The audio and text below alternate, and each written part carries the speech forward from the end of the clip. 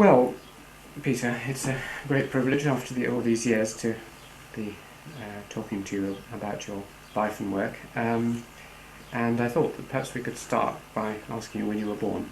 1924. 1924. Can you tell us anything about, or tell me anything about your parents and your background, your early life?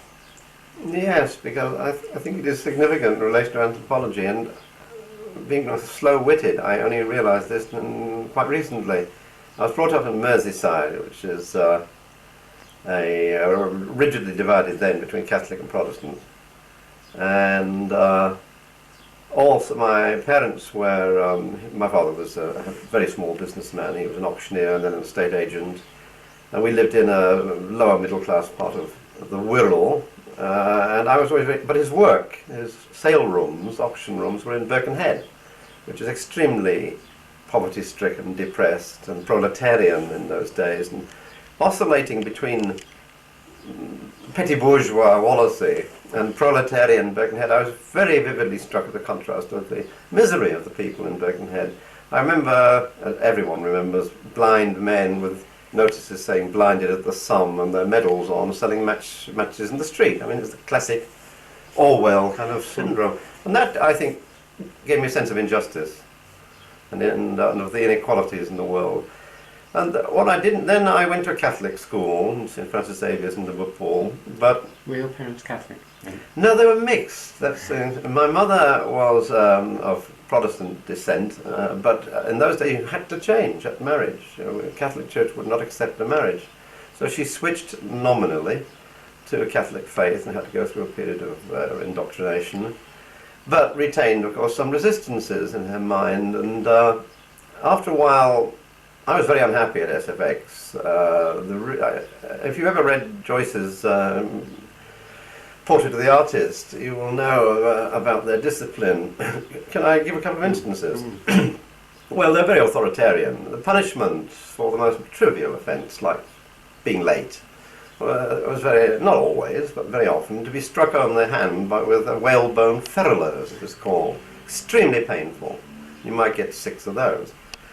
The Jesuits, however, are very clever people, and they've invented some exquisite ways of dealing with morality. If you did good work, you would get a thing which was on a piece of red parchment-like paper, inscribed in Latin ad majorem Dei gloria, and it had a value, say 6 or 10 or 12 in the corner. And the idea was that you'd stored up merit in heaven. And if you were then to be punished for some terrible offence like being late, you could trade in the merit you'd stored up in heaven. Now, I regarded that, even as a young child, as extremely immoral, because I thought if you're going to be punished, then you should be punished, no matter how much one disliked the punishment. But the Jesuits had a special twist. You would trade in your red bill, and they would refuse it. Or, you never knew. It was absolute moral indeterminacy. And I think that was utterly disgusting. Didn't like the Jesuits, didn't like brutality, authoritarianism, and moral indeterminacy. And I think that may have made me unhappy, sometimes like physically ill. And my mother used to protect me by giving me sick notes all the time. Eventually took me away from the school, and I went to a marvellous Protestant, liberal, the classic case of a kind of Mr. Chips headmaster. Wonderful teachers who taught me history and English and told me why the First World War started and all kinds of stimulating things. But the process, you see, it meant that I was very much aware of a world which is parcelled between 2 different cultures. And when I began to Wallasey Grammar School, this lovely school, I eventually became head boy. But being a Catholic, I wasn't allowed to attend the morning services, though I was head boy. And we used to go into a small room at the side with the Jewish boys and do our homework and tell dirty stories. And what else do boys do?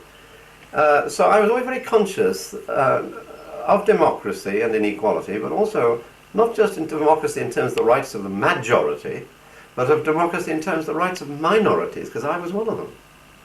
And I didn't realise this.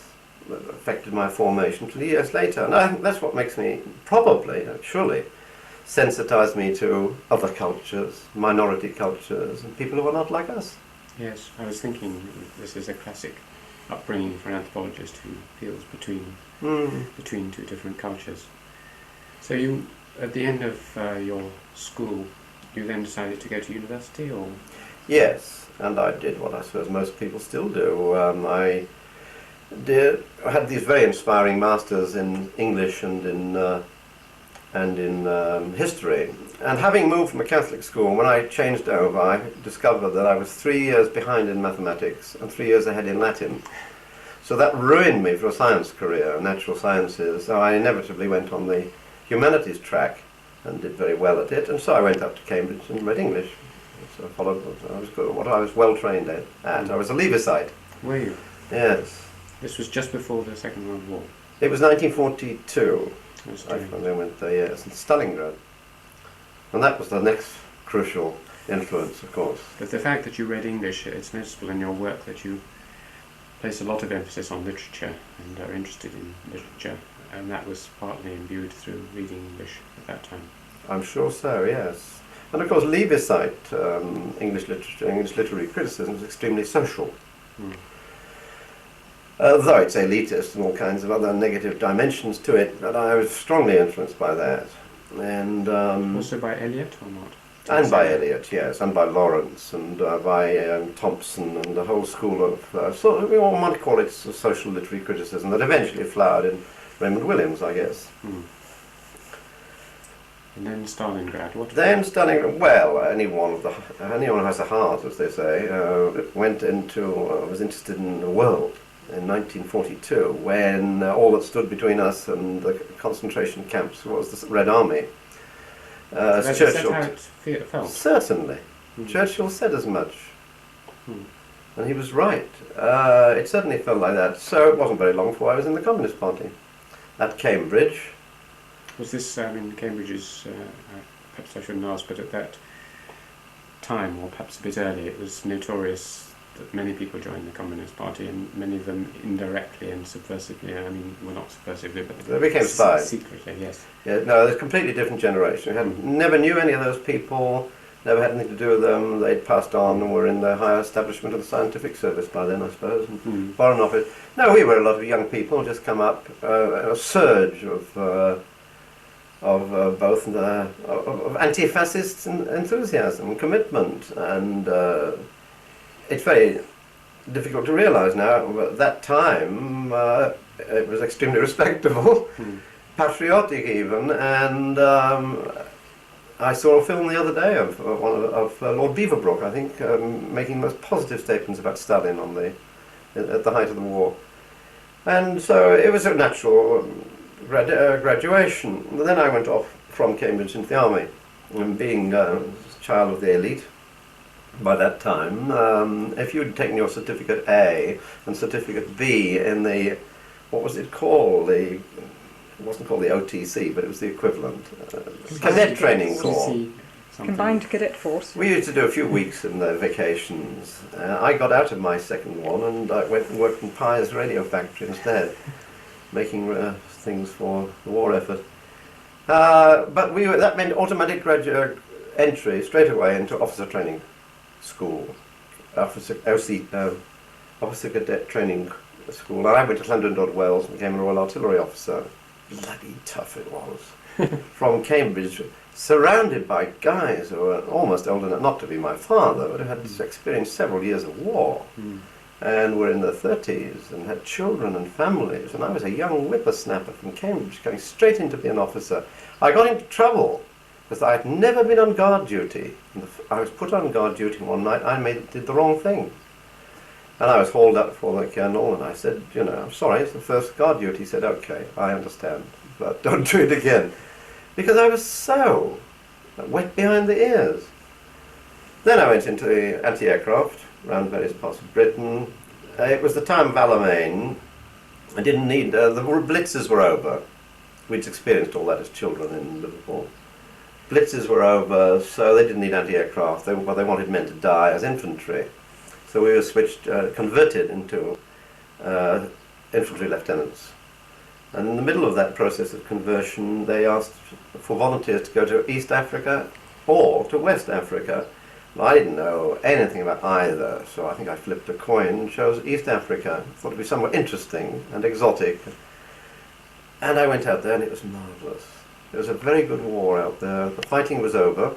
You describe one experience when you first arrived outside Europe, when you arrived in Cairo, I think it was, seeing a man nursing something which looked like a football. Yes. That was a shock. I mean, that wasn't marvellous. Terrible. Oh no. Egypt was a revolting experience. The degree of poverty and something mind-blowing. And when people talk about racism in Britain, which I've always believed ever since those days, is extremely deeply entrenched in the British population, one of the major sources of it was the direct experience of many, many hundreds of thousands of British troops, both in the First World War and in the Second World War, apart from the Indian and other armies, who experienced it firsthand. Two places in particular, Egypt and India, both exceedingly poverty-stricken. And the response of most of the British troops is to say that this condition is due to their indolence, stupidity, lack of Puritan ethic, all kinds of blaming the victim. They go home and they communicate that to all their families, kin, networks, and so forth, and it becomes, I think, a fundamental source of the deep-rooted racism in Britain. Many generations of it. The imperial experience. And you had that shock too when you arrived. Yes, but I was a red, you see. I was intellectually protected against that kind of thing. Otherwise, I suppose I might have absorbed it too. I remember when I went to India eventually, I actually made contact with the Indian Communist Party, and there's a large unrecorded history of that, because people like John Saville, my dear friend, and many others, Clive Branson, made those connections with India. John Saville took leave as a regimental sergeant major at the end of the war, took his 6 months leave in India and worked for the Indian Communist Party. Things went on like that, you know. Men going up to the front at Anzio told me that they used to walk up and down the train with hundreds of copies of the Daily Worker, selling them to the troops. Then there was the Cairo Forces Parliament, you know about that? Yeah. Well, part of the war effort was to inculcate a spirit of democracy and political education in the troops. And there was an elaborate, what's called ABCA, Army Bureau of Current Affairs, which promoted political discussion in the army. And as a kind of spin-off of that, I wasn't directly involved in it, but there was an elected forces parliament in Cairo. And I've forgotten the exact proportions, but we can put it backwards and say Conservative was about 10%, Labour was something about 60%, Communist was about 25%, and the rest. And that was the mood of the troops at that time. So that was a reddening experience. And after that, I went out to India with I went to East Africa. Now that introduced me to Black Africa. And I was entranced. We learned Swahili on the boat going out. Yes, I noticed you have a whole lot of Swahili dictionaries from them. from that period. Well, the first few weeks we were there, we went to Jean's school, near Nairobi, and I think it was a few weeks course. Jean LaFontaine. No, it's called after some missionary pioneer, I think. It was the elite school like Achimota, for sons of chiefs and other high Africans. But it was converted into a wartime place where officers were taught Swahili, and I did very well. I got something like 90-odd%, and got my lower standard Swahili examination within 2 or 3 weeks, I think. Goodness. And but I got interested in African languages and African culture. I realised there was an African culture, and I used to see these Kikuyu villages round about. We weren't even allowed to go in there very much, and of course, all African urban areas were off limits to troops. You would be arrested. But I got to know the African troops, and I even learned a bit of Luo, mainly through language, because one couldn't study anything about their background. They were army soldiers. And I went out with them to India, to Orissa, Ranchi, and we were due to go into Malaysia, as it is now, Malaya, about 7 days after the war was actually terminated, and we would have been butchered.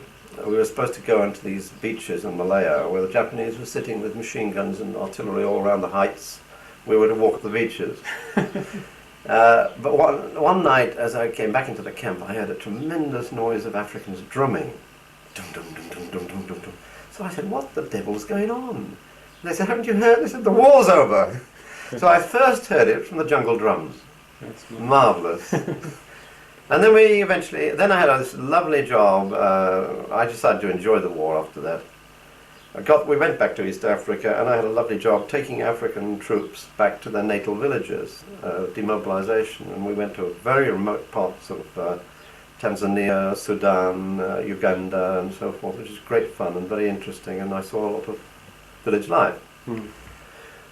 And so I was determined to become an anthropologist by this time. You'd heard of anthropology, had you? I read a lot in the army. I bought books in Nairobi. I read Peristiani, for example, on the Kipsigis, Hollis on the Nandi and Maasai.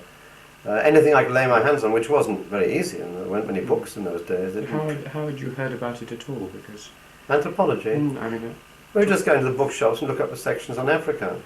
See, missionary bookshops there mainly were. And I read everything. I read Biesheuvel on African intelligence, and I really became hooked on anthropology.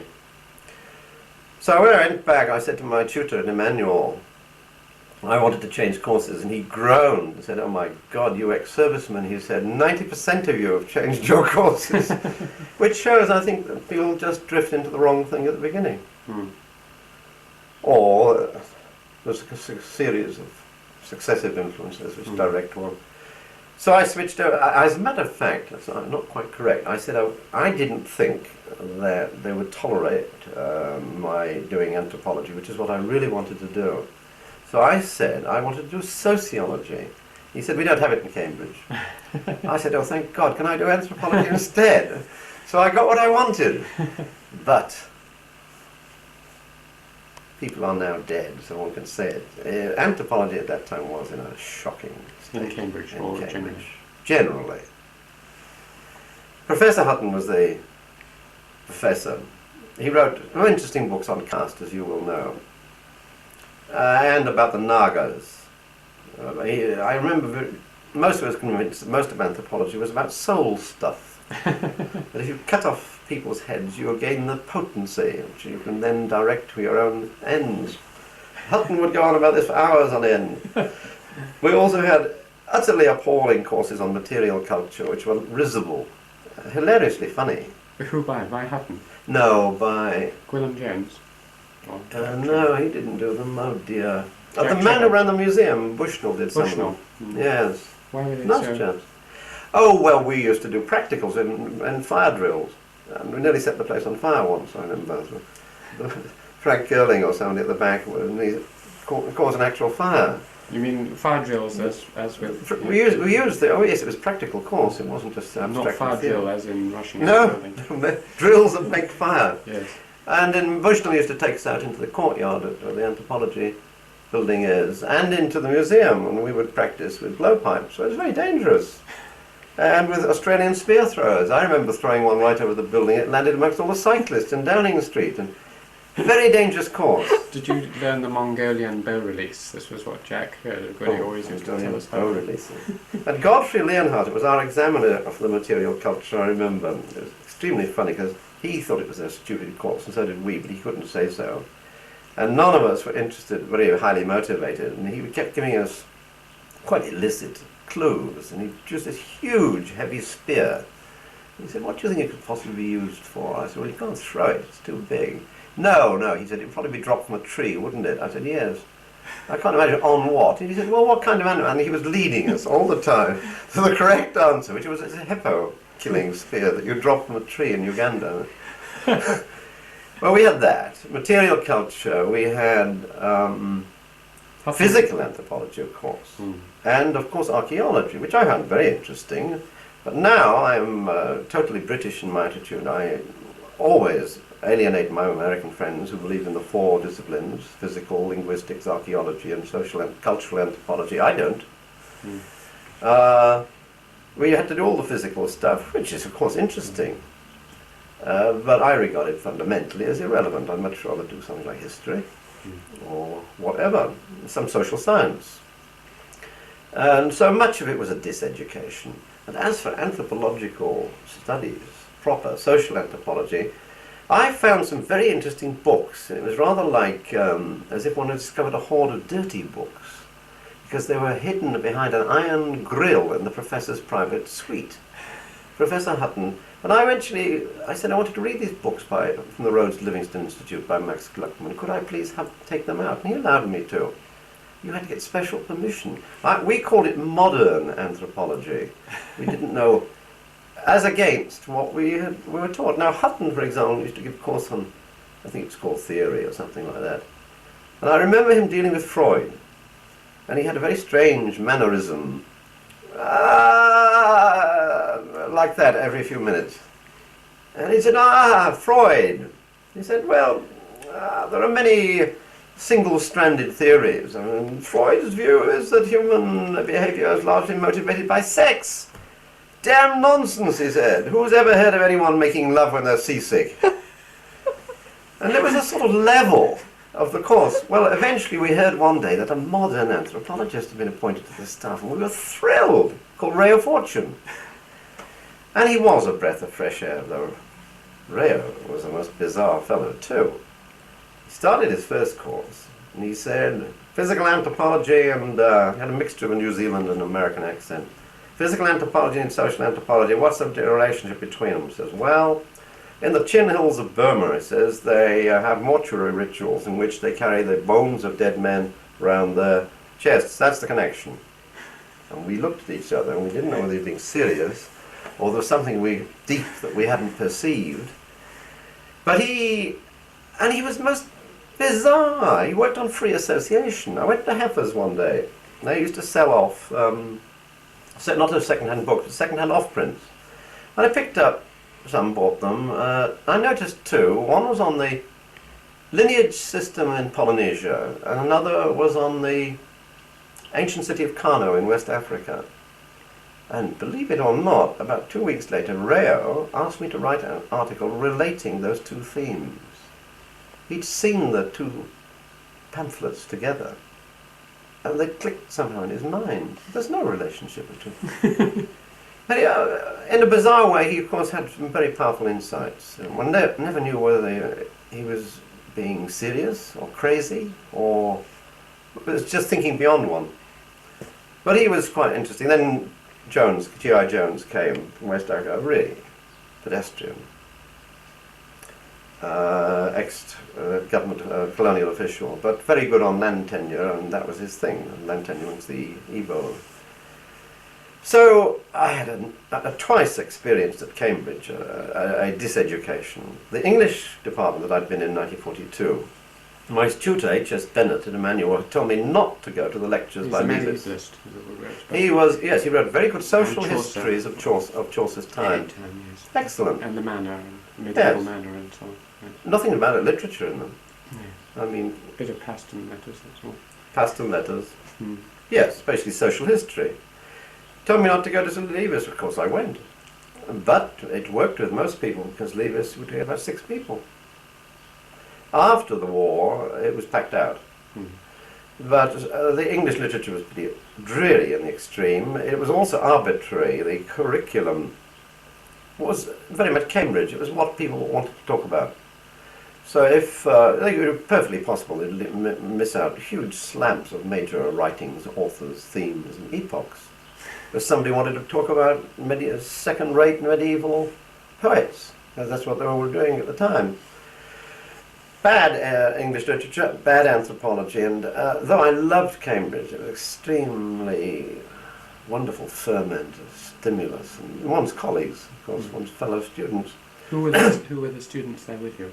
Can you remember? You mentioned Jack Billy. Yes, I mean anthropology. Oh yes, Jack was a contemporary of mine, and Frank Girling. Now both of them I never got to know extremely well. Frank I did know because he also was in the Communist Party, and Frank had fought in the International Brigade in Spain. So I got to know him well. In fact, he and Ramkrishna Mukherjee and I did a culling of what there was in the classic Marxist text that might be of any use for anthropology. We all were given assignments and we did this. But I never got to know them personally very well because they were married, Jack and Frank, and therefore they lived with their wives in some remote part of Cambridge, not in the college, and they got off. Garlic Road. Is that it? Got off to take care of the kids and do the cooking or whatever they should have done. So, and also Kathleen Goff. She was about, I think, got a year or two ahead of me. Exceedingly, everyone adored her. She was so beautiful, intelligent. She'd romped through to her first. She was doing research. She was an absolute role model for perfection. But I didn't, you know, what it's like at school. The gap between one year and another is enormous. And 2 years is very big. So I never got to know Kathleen very well. The others, none of them became anthropologists, I don't think, if I can recall. Godfrey Leonhardt wasn't, he was a teacher, was he, rather than a student at that time? Because I thought Jack and Godfrey were... I did get to know Godfrey. I think he'd gone to Oxford by this time. I think so, yes. EP used to come over. That was the only ray of light. EP came over and he gave a course for colonial officers, which we were allowed to sit in. And it was marvellous. It was African political systems. And the second wonderful course was given by somebody outside anthropology altogether. That's H.A.R. Gibb on Islam, which was wonderful. A fine scholar. And I learned an awful lot from that. In fact, I learned I think, most of what I know about Islam from Gibb. Though he's very criticised by Edward Said in his... Oh, I'm sure. As an Orientalist. Yes. Nevertheless, he told us what we knew nothing about. He opened up that culture. And so I got to know something about the hidden imam and the different orders of Islam and so on, which is very important. Who were the archaeologists? Was this time? There was this man, Graham Clark, Graham Clark, yes. who writes, I think, very interestingly and in a popular way, but his lectures were really in the extreme. And I think it was he who'd just come from, he'd been in the 8th Army in Libya and had done some excavation out there, and he used to go on about these wretched sherds out in Libya for hours on end. I'm very anti-archaeology. I mean, I have a low threshold of tolerance for potsherds and stones, but all look pretty much the same. It can be made extremely interesting in its wide sweep, like Gordon Child, or indeed Graham Clark and Jack and others. Glyn Daniel was one of them, and at the hands of them, it was splendid. Glyn was my tutor for quite a long time. Was he? What about Jack Trevor? Jack was my first tutor, and I got on very well with him, and of course he did know some social anthropology, and so did Glyn. They were quite competent tutors.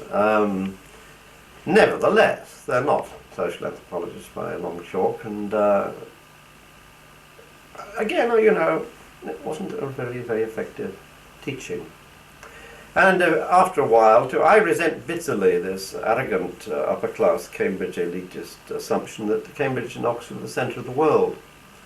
Much as I loved being there, I don't think it is the centre of the world. My practical experience was that I had two lousy diseducations in two disciplines, and it would be a very good place to leave. And I don't believe that the world is populated and divided between intelligent people in Cambridge and barbarians outside. So I left. A friend of mine spotted for me in the New Statesman an advert for a new thing called the Groundnut Scheme. And I went up there and helped Britain lose £236 million. 236 million? 36. That's the title of a pamphlet that was written by the pseudonym Elijah Wilkes at the time. So I know a lot about aid programs and development programs. As I started in that, I had to go to an interview at Unilever House. The whole scheme was run by Unilever for the Labour government. And the rationale was that there's going to be a world fat shortage, margarine and soap and so forth. So it was a rapid-fire scheme to produce groundnuts. And of course they had high-powered scientists, all the latest high-tech stuff, which was they used cut-down Sherman tanks, for example, to pull down the bush in Africa with great big chains. We were, I was hired, went for a selection interview at Unilever House with 40 other people to become teacher.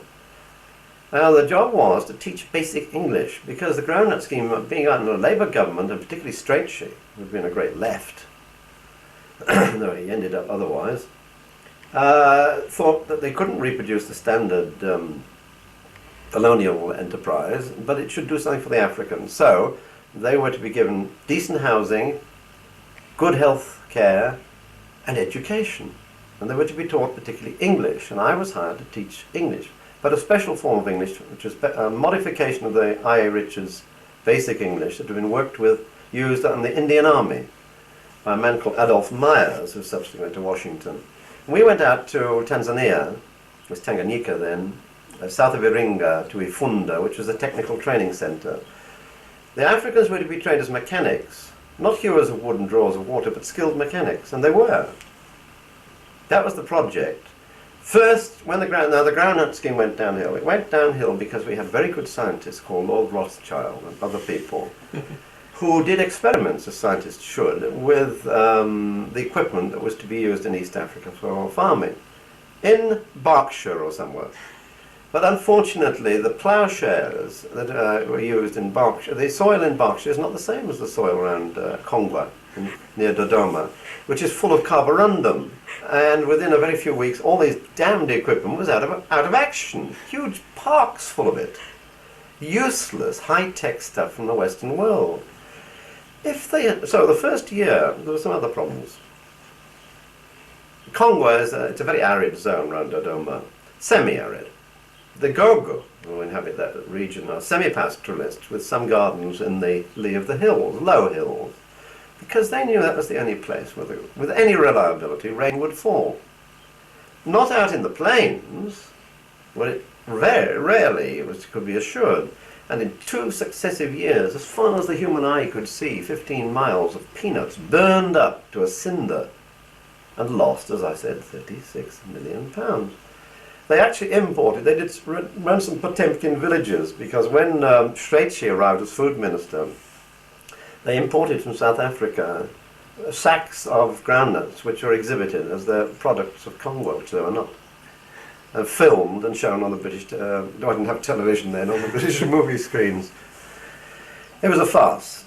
There was a kind of social program run by a clergyman, I think an ex-bishop, at Conwa, but we were teaching, and we found very rapidly this social program was the first thing to be abandoned, including our language teaching of English to the Africans. You see, teaching English to the Africans would have opened the whole world to them.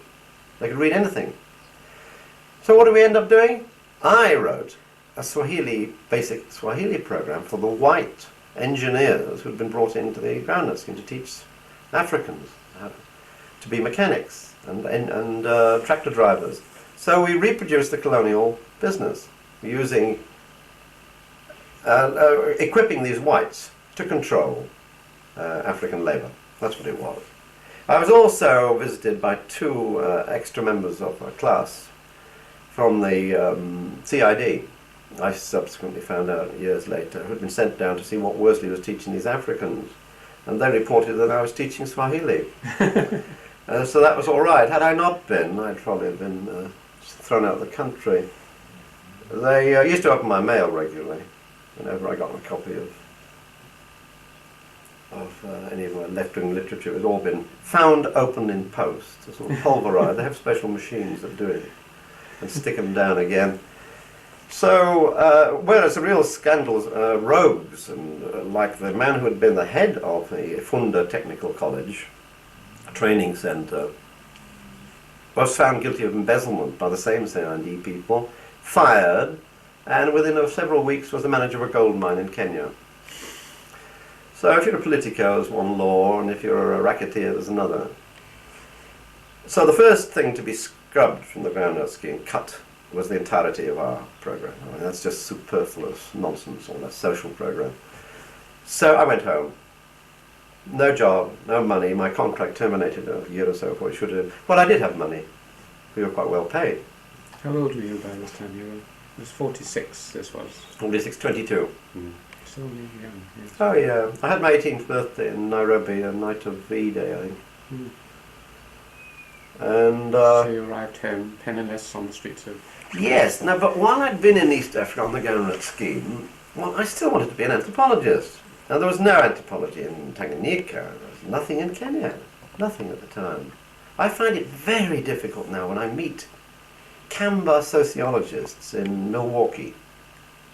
I can't believe it. The only Kamba and Kikuyu I ever knew were peasants. However, I've got used to it now. There was nothing, but I wrote to the Roger Livingston Institute, remembering those dirty books from Hutton's day, and said, if you ever have any posts, or I really would be interested in applying. Never heard of them, of course, communications being what they were in Africa.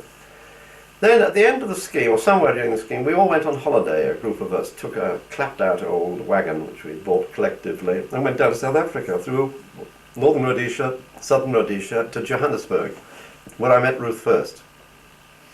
So being a good communist, I wondered why you'd dedicated your last book to her. Wildly in love with her. Yeah. Apart from her wonderful life.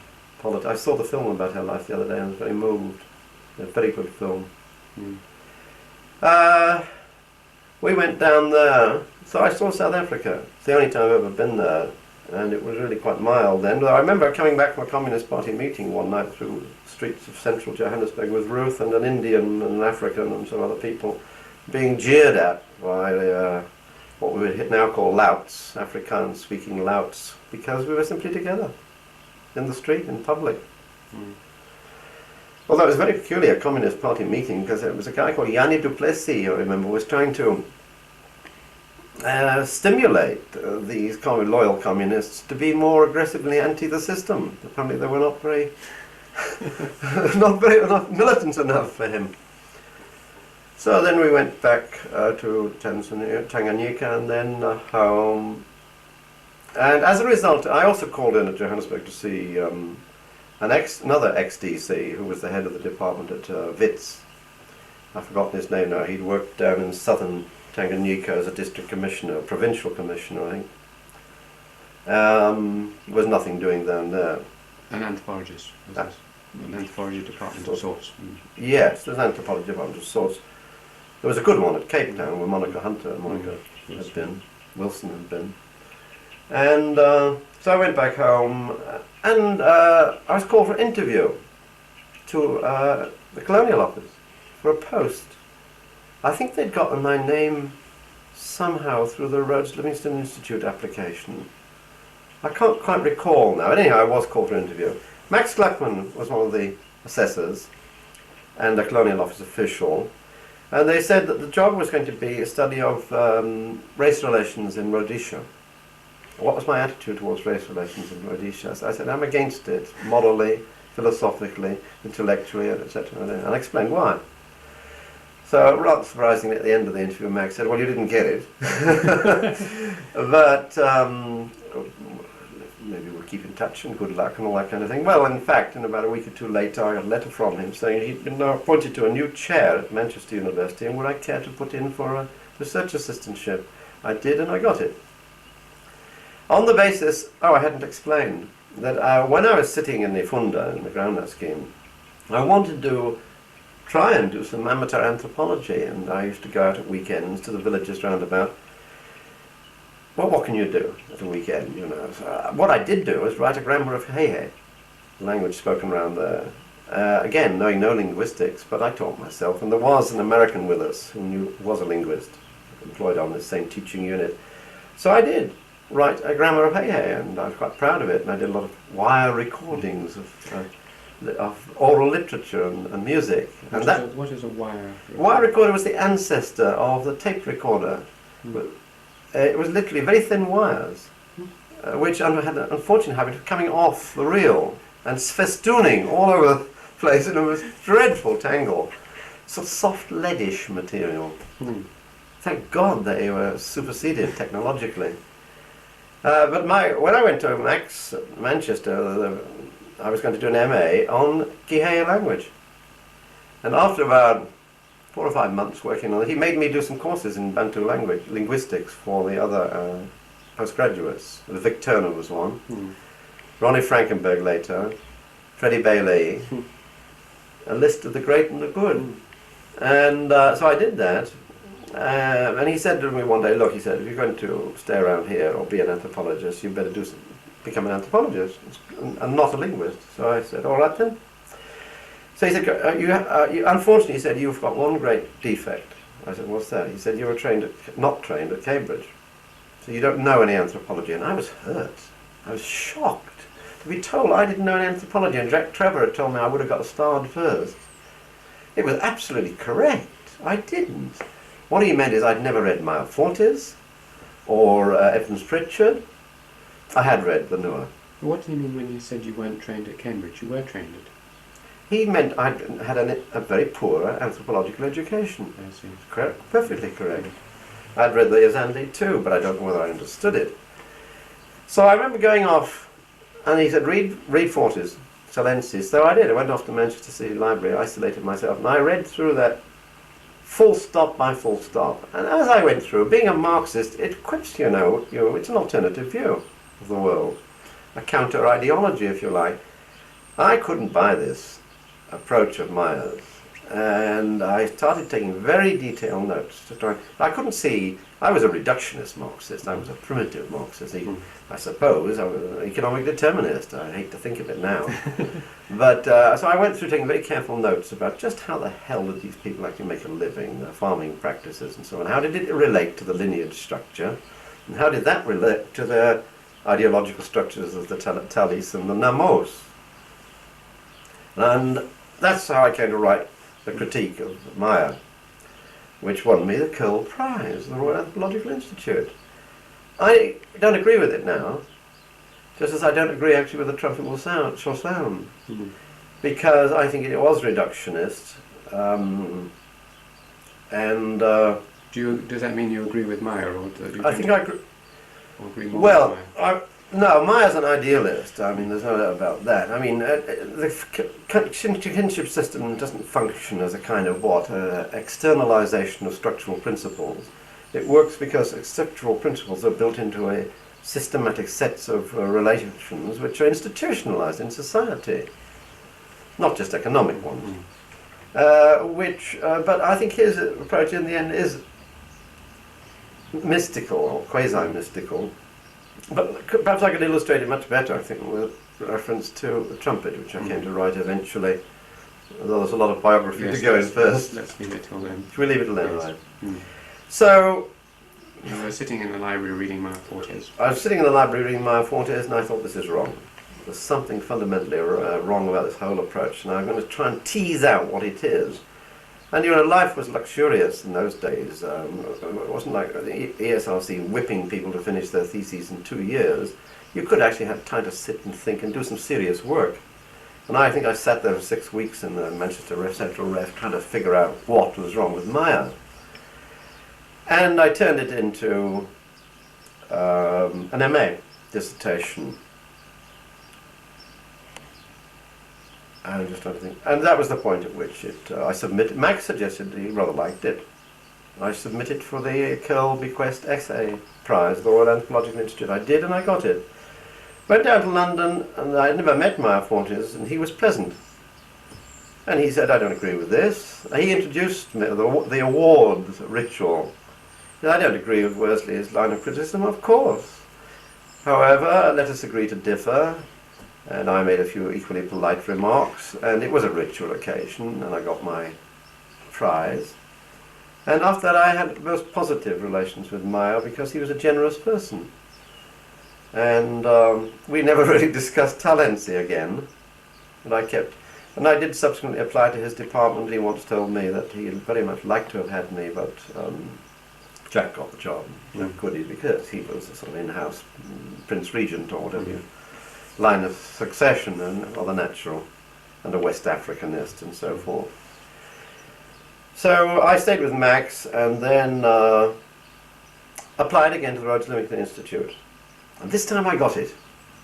I was appointed to a research post in the institute.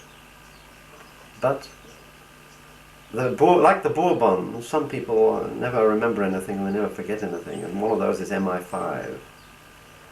They stopped me getting the post. I was turned down on what was said to me. I've forgotten the exact phrasing now, and I think it was all verbal.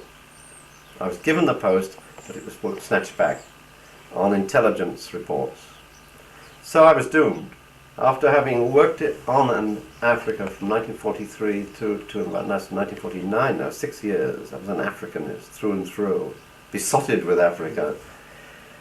It was the end of the road. But at what level I suppose the Rose Livingston Institute was funded by the government, and that's how they could directly have it. Well, there's quite a lot of literature on it now in the journal Africa by this chap Brown, who's on the history of the Rose Livingston Institute, which details the political interference by trustees and by political authorities. We have all the papers in our basement. John Do you? Barnes left copies of all the letters and everything by chance. Well, see, Max himself was under a cloud. I mean, after all, a man who writes the research program for the Worsley Institute and calls it a 3-year plan or 5-year plan is asking for trouble, and says positive things about the USSR and its planning system. And his wife, Max, was never a red. He was good anti-colonial, radical liberal, I should think. Mary, his wife, of course, was a member of the South African Communist Party, and much of their joint persona, as it were, was perceived as being Max's doing, but much of the political orientation was in fact Mary, who has always been an activist and has ended up significantly working for a trade union. Now she's widowed. But Max was a fine anti-colonial. His hour of glory was when he took on Sir Philip Mitchell, then the governor of East Africa, over the Mau Mau. And Max had the courage to defend the Mau Mau. Well, at that time, the Kenyan settlers were having photographic exhibitions of dismembered corpses in the House of Commons and telling everybody the stories, which were probably true, about how part of the Mau Mau ritual was the drinking of menstrual blood. Things which absolutely alienated the British public from the Mau Mau movement, which was, the leader to darkness and death is what Mitchell described Kenyatta as, though Kenyatta had nothing to do with the Mau Mau. Max defended it, an act of supreme courage, and later it became one of his radio talk programs, which became, I think they were the number 3 top radio programs after Tommy Handley's Take It From Here, and a few other extremely popular things. Can you believe it? Anthropology on the 3rd program. Max and I and Tom Boyer and other people and some very fine Quaker woman called Eileen Fletcher, who exposed the tortures that had been going on in the camps, went around various platforms in England, and I came in contact through that with the Movement for Colonial Freedom. Joseph Murumbi ran a rundown office just outside King's Cross down there. Later Foreign Minister of Kenya, I met him on an aeroplane years later. So I was very actively involved in the anti-colonial movement. Well, it was all to my undoing. They blocked me going to Africa. I could see it. So Max said, that's the end of the road. Why don't you better go to Australia? Who told you that you were blocked? I think Max did. He said, we have verbal reports. Something like that. I have nothing on paper, and I don't keep records much anyhow. He said, go to Australia. Nardell's just been appointed the chair at Canberra, and you can apply for a research scholarship. I did. Firth interviewed me in London on behalf of the university. He was the dean of the new university, and I got it. Me and Ken Burridge, who also did a cargo book, as you will know, several. I went out there, and as Sheila and I were on the ship, one went on ships in those days, entered the Great Australian Bight near Adelaide. News came over the radio that Menzies was having a referendum on the outlawing of the Communist Party. So we looked at each other and thought, this is going to be a very warm landing. And we landed, and much to Menzies' surprise, and much to the surprise of political scientist researchers into the matter that I met later at ANU, it was decisively rejected. Wonderful victory for democracy. So that was the end of the attempt to legally outlaw the Communist Party. Now, that wasn't the end of their attempts to get rid of communists and all their doings, however, legally or illegally. So then I was planning to go, with Nardell's approval, to the Central Highlands of New Guinea. And I read up all the literature. And part of that process, I read all the district commission, not what they call patrol officers' reports in the Department of, I don't know what they called it, Overseas Department, which is a kind of colonial office, which was run by a very strange man called Freddie Rose, who is at present retired Professor Emeritus at the Humboldt University in East Berlin.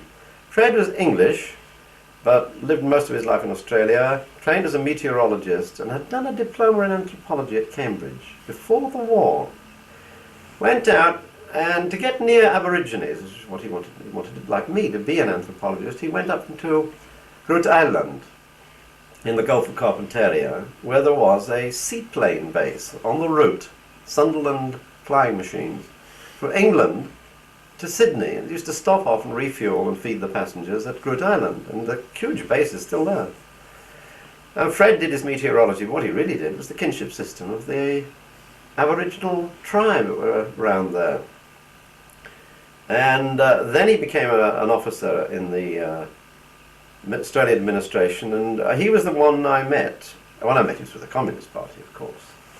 But he helped me find these reports, and I read them all. And then, these were bad times. I've just written an article about this as a Festschrift for Stanley Diamond called The Politics of Doing... It's really about doing anthropology under McCarthy. As Americans always think McCarthy only happened in America. It didn't. It happened everywhere around the world. What date are we talking about? We're talking 50? about 1950. 50, it was awful. When Sheila was having a baby in the Canberra Community Hospital, I walked home that night and I rang through the hospital on the way back. It was a long walk. Said, "Has the baby arrived yet?" She said, "No." But she said, "Have you heard the news?" She said, they're going to arrest all the commies. The nurse told me this. So I thought, oh, this is not like to give Sheila an easy birth, this. Went home, and there was my friend Bob Gollan, who became later a distinguished historian, digging a hole in the garden and burying Communist Party literature. Because we all expected to be in jail next morning. Now, I can't remember exactly at what point it was. I think what provoked that was the defection of a Soviet diplomat called Vladimir Petrov, who was a spy for the Soviet Union. About a week before that, I had got very interested in New Guinea, of course, and I discovered that the first European ever to arrive in New Guinea was, in fact, a Russian, Leverhulme. And I read everything I could find, which wasn't much, but I knew I had taught myself Russian, being a communist. I used to learn it on the bus going in and out of Manchester. I couldn't understand. I knew about who Tolstoy was, and I knew Dostoevsky, and all that. I couldn't understand this guy Podgorka, who seemed to have very pithy sayings about everything, rather like La Rochefoucauld. You know, a rolling stone gathers no moss, and all this sort of thing. I discovered it meant later proverb. So I learned Russian, and therefore I could read Sovietskaya Ethnografia, which is an awful journal. And however, I read it. And I did establish some connections with Soviet anthropologists like Potiekin, the grand old Africanist. In fact, I think it was Ronnie Frankenberg and I went down to London to meet him. He came on a visit once. He was later poisoned by, it is generally believed, the Portuguese secret police when he was on a visit to Tanzania. Died. He was a ghastly old Stalinist, but I remember asking him the most naive, bourgeois, Western liberal, although I was a communist formerly, of the attitudes of my background. I said, how did a peasant son from the Ukraine become an anthropologist specialising in Africa? And he looked at me with disbelief, and said, "The party sent me." So that was how Potiekin became an Africanist. So I could read Russian, read Sovietskaya Ethnografia, and I knew that there were some writings of Maclauchlan-Maclay's about New Guinea that were not published. And all that. So I went to the Soviet embassy and spoke to the cultural attaché, and he got some things for me. Karkovitz, his name was. This is about a week before the Petrov trial broke. And when the trial broke, I thought, my God, I've just been up in the Soviet embassy. They must have been filming all people that come in and out. I'll be in jail in no time. Well, I wasn't. Freddie went up on trial. They had it was the most illustrious trial. Freddie Rose, the anthropologist, colonial official, administrative official. Freddie was put on the box. It was the most distinguished trial. It was a trial, honour to be amongst them. It was a royal commission of inquiry into espionage. All distinguished, I would say everybody from the sort of slightly right of centre to the left were up there. Colin Simpson, who wrote a book about called Adam and Ochre and so on. He was put up. They were all put up there. Nothing was ever proved about anybody. Freddie was, because they weren't spies. Freddie wasn't a spy. It was ridiculous. What could they spy anyhow? Well, I had great admiration for those Australian communists. Lovely people. Some of them war heroes, I remember. Bob Michel, for example, got an American Silver Star. were fighting with the hooks in the Philippines, and told me that he'd been fighting with the princess. And years later I met this princess. He'd been fighting with the princess and with William Pomeroy, Bill Pomeroy. I met them both. And she was indeed of royal descent, of aristocratic descent from one of these peoples, I don't know who. And, so they were splendid people, but we were living underground. And I have no apology for later, when I was in fact in trouble politically, it did break over my head. I would not admit that I was a communist. Now I didn't see why one should. First, because of all the illicit tactics they were using against us. Secondly, because of the habeas corpus principle. If they've got any case to level against me that is based on a legal offence, let them put me up in court and try and prove it. We don't. We have the principle of the secret ballot. Similarly, we don't ask what your politics are. We have a belief in the right to privacy in certain matters, including politics, and I exercise that. In any case, I didn't believe in cutting my own throat. So I refused to make any statement, and it was a great principle in the McCarthy era in the United States not to make a statement. That was one thing one was supposed to do, not to accept this invasion of political rights. So we wouldn't do it. However, after the Petrov trial passed by and the farce of it, Freddie was fired, went off farming in Tasmania, and eventually he was married to a German woman, Edith. And through that, they ended up eventually East Berlin, and Freddie became professor of anthropology. And later wrote the most exhaustive and methodologically extraordinary study of a kinship system of the Ndlgagwa, which has got a matrix. It couldn't be printed in a capitalist society because the cost would be too big. There are about 100 pages of terms of identification by every Aborigine, for every other single person in the tribe of 450 people. The whole thing is on matrices at the end of the book. And Freddie's book is, has been said by Jocelyn de Jong at Leiden, is in some ways a historic landmark in Australian studies. So he was no slouch, Freddie. He was a great expert on the pastoral industry in the Northern Territory and all other things he turned his hand to. But after the trial passed by, then came the axe. I was ready to go to I'd been down to Sydney. Sheila and I had spent a lot of money that ANU provided scholars with on food for a year and all equipment for field research in the Highlands. I was going to work nearby where Mick Reed had worked. We'd been down to Hordens, ordered all this stuff, it was created, it was going onto the ship. And so the day before, I had the last thing to do, I went into the External Affairs Department, that's what it was called. I said, please can I have my entry permit from New Guinea? They said, no, not you. So I thought, oh my God, it's the second time. I've been thrown out of Africa, now I'm thrown out of New Guinea, it's the end, now I can't become an anthropologist. However, as they're saying, we were discussing earlier, you know, about the French have, about these wild animals, they're wicked animals. Les animaux sont méchants, ils se défendent. Wild animals, they defend themselves, wicked creatures that they are.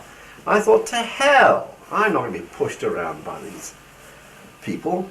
I decided that if I'm ruined, my career as an anthropologist is not possible, because you couldn't become an anthropologist without doing field work, of course. Then I'll pull the temple down with me like Samson. And I went public, and my God, all hell broke loose. I was on the front page of the Sydney Morning Herald. The House of Representatives debated me.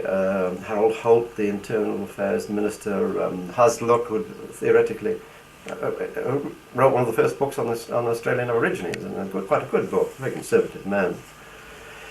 They all attacked me as a dangerous red. And when you say you went public, you wrote to the paper saying that I've been refused permission. I think I did. I can't even remember the sequence of events, but I let it be. I went, and luckily I practiced some democracy. I and a number of other students had set up an Australian National University Students' Association only a few weeks beforehand. We were only a handful of research students, and all of us joined, about 10 or something. And it took up my case. and took it to all the other universities in Australia, and of course it was quite a large-scale Australian National Union of Students. That's, I think, how it became public. And it was pretty hellish. I don't know if you've ever been hounded by the paparazzi. I never wanted to go through it again, but they would almost lie underneath the bed. It nearly drove Sheila around the bend. It was miserable. They couldn't tap your phone, but they were on the phone all the time, outside the front door. She was in a bad way with it. They're on the phone the whole time. I mean, they're constantly ringing you up and saying, got any statement to make? Well, you said this here, but, you know, try to trap you into, or extend you into saying more and more and more, like secret police do everywhere. I mean, these reporters, same sort of technique. So. And did you get much support from the department and staff? No. There's some persons I went to see, a number of them, like Manning Clark, the historian, and some people were very nice and sympathetic, like Richard Story, the Japanese specialist, and I went to see C.P. Fitzgerald, the sinologist, and I mean, everybody talked to everybody. ANU was so tiny in those days, and I knew a lot about China through that. But my anthropologist, Nadil, really washed his hands on it de facto. Wouldn't do anything. Wouldn't make any statement of any kind. I think Firth just found me, it was dreadful embarrassment. And Jean, what is her name? She later became Professor of Social Administration in Melbourne. Well, Jean, damn it. I was a poverty-stricken. We were the poorest people in Australia, ANU research student. We didn't even qualify for income tax. We were forced to live in the university hostel to keep them full, which took something like 3/4 of our income. So we had no money, and I had agreed, Jean Craig, her name was then. She later married a now eminent historian, and became professor herself, and he became a professor. She had hired me as an interviewer for a project she was doing in Sydney. I've forgotten what it was. It was a sociological project, and she was absolutely. I was a poverty-stricken. We were the poorest people in Australia, ANU research student. We didn't even qualify for income tax. We were forced to live in the university hostel to keep them full, which took something like 3/4 of our income. So we had no money, and I had agreed, Jean Craig, her name was then. She later married a now eminent historian, and became professor herself, and he became a professor. She had hired me as an interviewer for a project she was doing in Sydney. I've forgotten what it was. It was a sociological project, and she was absolutely furious when the news broke, and she said, "Do you realise that by making this public stir, you are prejudicing my research project?" And I couldn't believe my ears that anybody, confronted with a tremendous attack on free speech, should be concerned about her wretched little research project. Well, that was so. One didn't get an awful lot of support from senior colleagues. In fact, none. You had to fight it yourself. However, Freddie Rose said, "Look," he said, "why don't you go and study the Australian Aborigines? They're on the mainland. They live in reserves, but," he says, "it's very much more difficult to stop you going to a reserve." So he said, "Go to Groote Eylandt, where I was." I said, "Okay." Wrote off to the protector of Aborigines, Fred Gray. Interesting story. He'd been a pearler. The war came along, the pearling industry stopped. So Fred got himself, he had used Aborigines who were living in the bush, fishing for pearls, send them down, bring them up. And when that business ceased, he had a yacht, a lugger. He gathered these Aborigines into a place on Umbacumber, on Groote Eylandt, and erected a settlement of Aborigines. And before long, he was recognised by the Australian state as the protector of Aborigines for Umbacumber, with no qualifications, no legitimacy whatsoever. There was a mission down the other end of the island, CMS, which is Church of England. So, and the next stage is he gets financial support from the Australian state in the form of welfare payments for the Aborigines. But since they were not citizens, but dependents wards of the state, and he was the protector, the money was paid to him. So he's got a nice income coming in. He also made him work, fishing, producing food, building dams, and collecting shells, which were converted into necklaces and dyed, very pretty, and sold in Sydney down south for large sums of money in the big department stores. So there was an economic base there. So he was the protector of Aborigines. Fred was a friend of his from the seaplane days. Wrote and said, this Peter Worsley's all right, let him in, he's a serious anthropologist. And Fred said, okay, come. So I went. And we got on all right. At one point when he was beating young boys, because some of them had stolen some turkey eggs out of the sheds they had there, I remonstrated. I thought this was really too much for a minor offence like that. I mean, in any case, I didn't like kids being beaten up by grown men. He told me to get the hell off the island. Some experience that most anthropologists go through. Some official or other told me to get the hell out. And I said, I'm not going. So I stayed, and it all cooled down, and I finished. But you see, having been an Africanist, and then having converted myself within, less than a year into a New Guinea Islander, which I really knew very little about, and I so did anybody else. Then, overnight, I had to become an Australian Aboriginalist. Well, you will know Australian Aborigines are difficult people because they have these wretched kinship systems. And I found that it was curious. I didn't know what I was going to study when I went there. Fred Rose had studied the kinship system, and it's like a magnet, an intellectual magnet. You cannot study anything else. It is so challenging and so difficult that I had to do that, and that's what I focused upon. Later, Stanner, who was my thesis supervisor, said he was thinking of forming an elite group of people that knew about Australian kinship systems. And there would only be about 15, and they would meet once a year and have a dinner. And I can understand that attitude because it is arcane in the extreme. But I think I cracked it. You don't want to go into this, do you? Yes. Oh, well. Well, Fred Rose's book, which is a classic, he argues that he doesn't bother much with anybody else's approach except his own. He's a most monomanic also guy. I mean, he's kept on studying them since 1938 through to the present day, and he's written several books and about the Groote Island, Wandeliagwa, and other Aboriginal groups. Just as Evans Pritchard went on writing about the Noor for a couple of decades. But I haven't got that. I'd like to move on to something new. Now, Fred had argued that the orthodox approach to Australian systems was algebraic, as that Radcliffe Brown put it. That it could be reduced to a formula.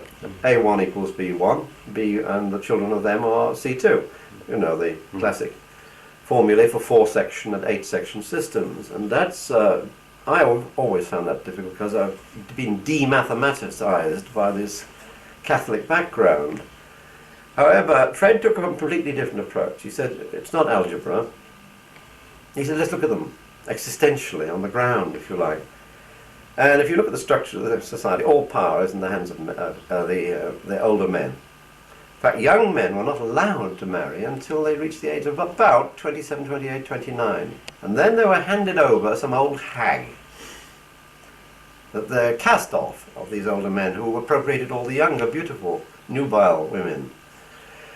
There were also many other mechanisms for keeping them in a condition of inferiority, status inferiority. In fact, I almost laugh when I read about 19th century accounts of Australian Aboriginal society as communist and egalitarian, because I mean it's riven through with two gross structural inequalities, not of class, they're classless all right, those of age and those of sex, gender.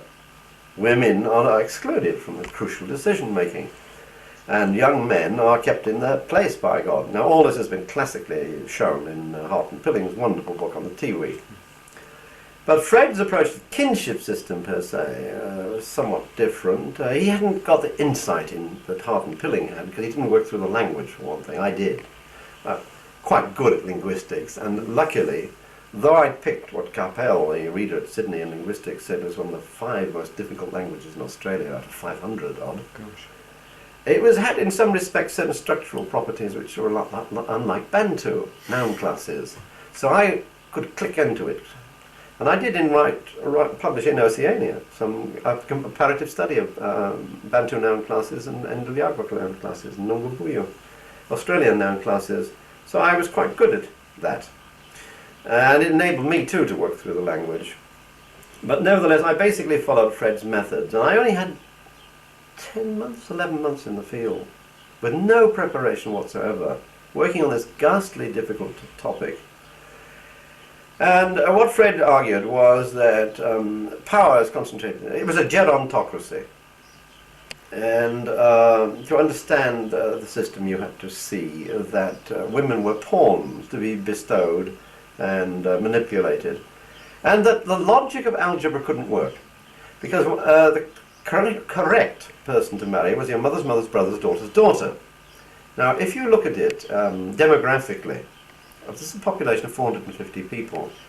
Very often there aren't any mother's mother's brother's daughters available or alive. They don't exist. So then you have to marry somebody who else. And that means you've got to change that area of the kinship terminology. Because you're now, might be, marrying a woman even called your mother.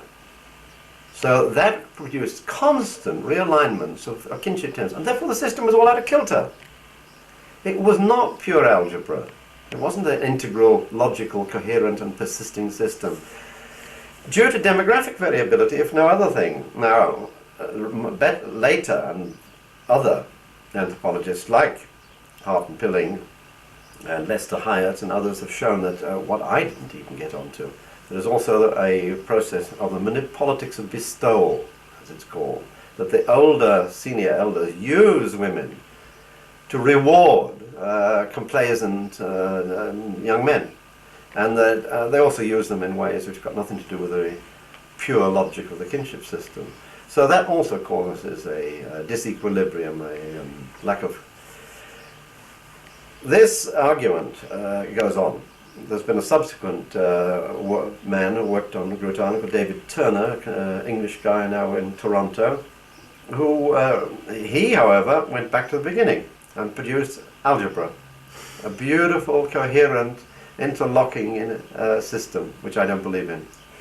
So we now have Fred's account of the Ndliagwa kinship system, we have my account of the Ndliagwa kinship system, we have David Turner's account of the Ndliagwa system, and there are a couple of other minor ones, all different. And I think it's a perfect text for somebody to come along and do a definitive cutting of the Gordian knot of comparative study. Jocelyn de Jong tried something like this a few years ago in an extended article in Thailand book, what's it called? Kundu. So I studied the kinship system. En passant, I was interested in all dimensions of the life of these people. Incredibly rich. I mean, you know, a culture of 450 people is a culture. A very, very, very complex culture.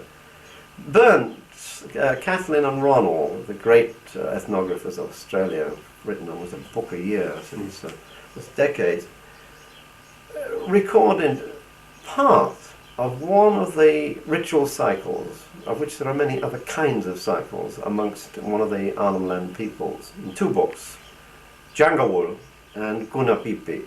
It's only a segment, showing the most incredibly complex myth of the dream time, of the creation of the world, of the movements of the spirits and the persons who populated the earth at the beginning. It's the kind of order of complexity of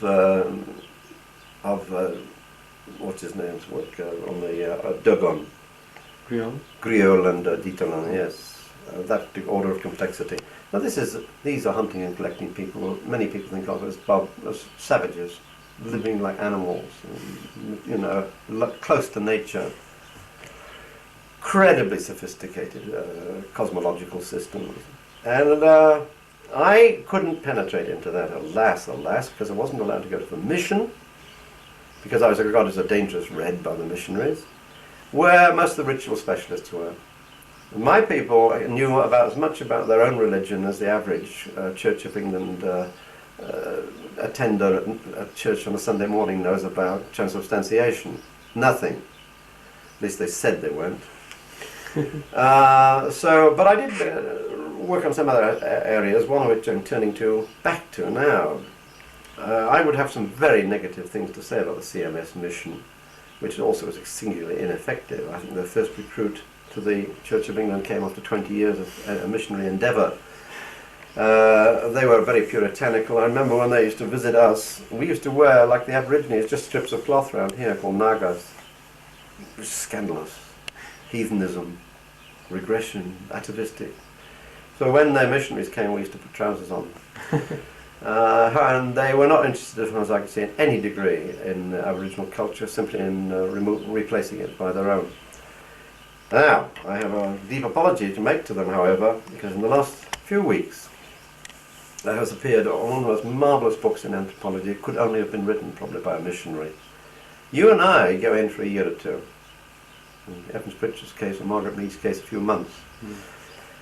These people live there for 10, 15 years, and a woman called Dr. Julie Waddy has just produced under ANU auspices 2 volumes of the knowledge of the plants and animals by the Aborigines of Groote Eylandt, which is superb. She's a trained biologist. She has mastered thoroughly the anthropological literature and the philosophical literature on the issues raised by problems of scientific taxonomies. It's a wonderful book. And I don't think that any anthropologist, unless they're one of these people that goes back constantly, as some do, over a decade or so, could possibly produce that kind of work, the depth and the range of it. And it's a huge breakthrough for any studies, not only in Australia. But I, with modesty, pioneered that field. I was very interested in what they knew. Because I got a great shock one day. I asked the kids there was a school where they taught them nothing except catechism and hymn singing. But I gave them a test one day. I said, please draw me. They knew what the shape of the island was like on a map, because there were some around.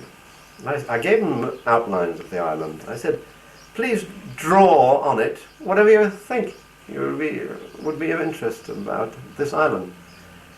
And its natural features or whatever, I leave it to you.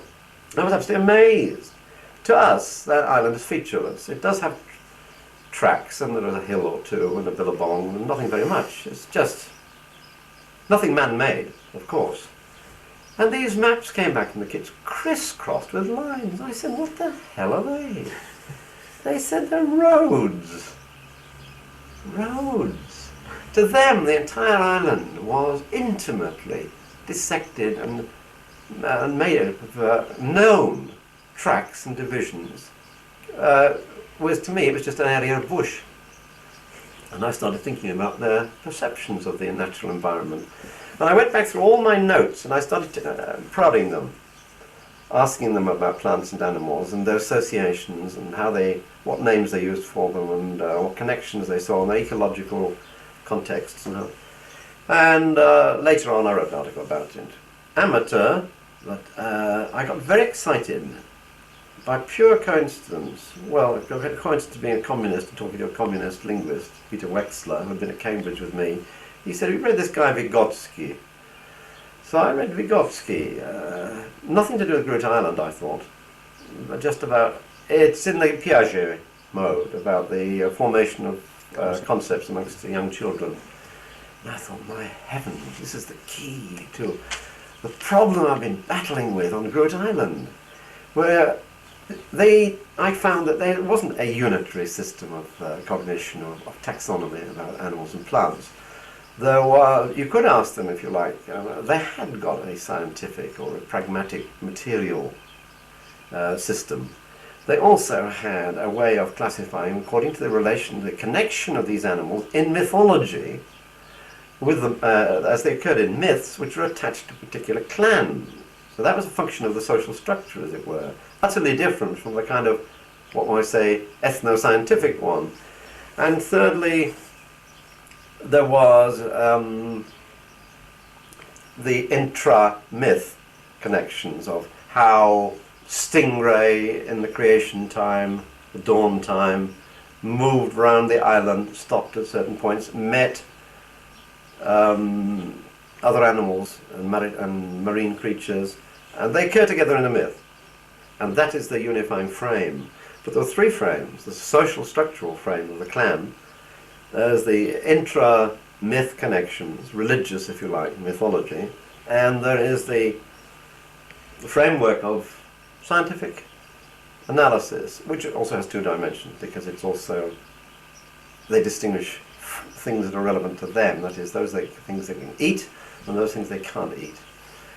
So Julie Waddy, I worked this out quite well, as it turns out, aided, thank God, by Vygotsky. Wrote it in a Hungarian journal, which I did because I was still loyal, but that was just about the time of the Hungarian Revolution, and I blew up. And it was in Hungarian or in... It was in English. Mm. Edmund used to use it a lot at Cambridge. He was a great admirer of that article. Edmund Leach. Mm. I was, as a result of that, due to go to Hungary. I was going to the World Congress of Sociology at Stresa in 1958, something like that. And I was due to go on. I went by motorbike to Hungary. But just before I left, the Hungarian Revolution had started, and I couldn't stand that. So we all formed part of the new resistance inside the Communist Party, which later gave rise to a journal called the Reasoner, which is an opposition journal, then the New Reasoner, and eventually it became fused with New University's Left Review and became New Left Review. So I was one of the founding fathers. I was an editor of the New Reasoner, which is a superb journal, still is. When I look at it, and though I have very little in common with the current New Left Review, I am a founding father. And why did I start talking about all that? You were Hungary. on your way to Hungary. I was on my way to Hungary. So I withdrew. I was going to Hungary to give 2 talks. Was Hungary the first great shock? I mean, to me it was, yeah. I mean, Stalin was still not unmasked by this time. Not to me. It was no. We all have our capacity for self-delusion, you know. No. So it seemed to be going all right, and then Hungary came. Yes. And so I withdrew my... I was due to give 2 talks in Budapest, but I withdrew them. I said, I'm not coming. So I never heard a word from them again.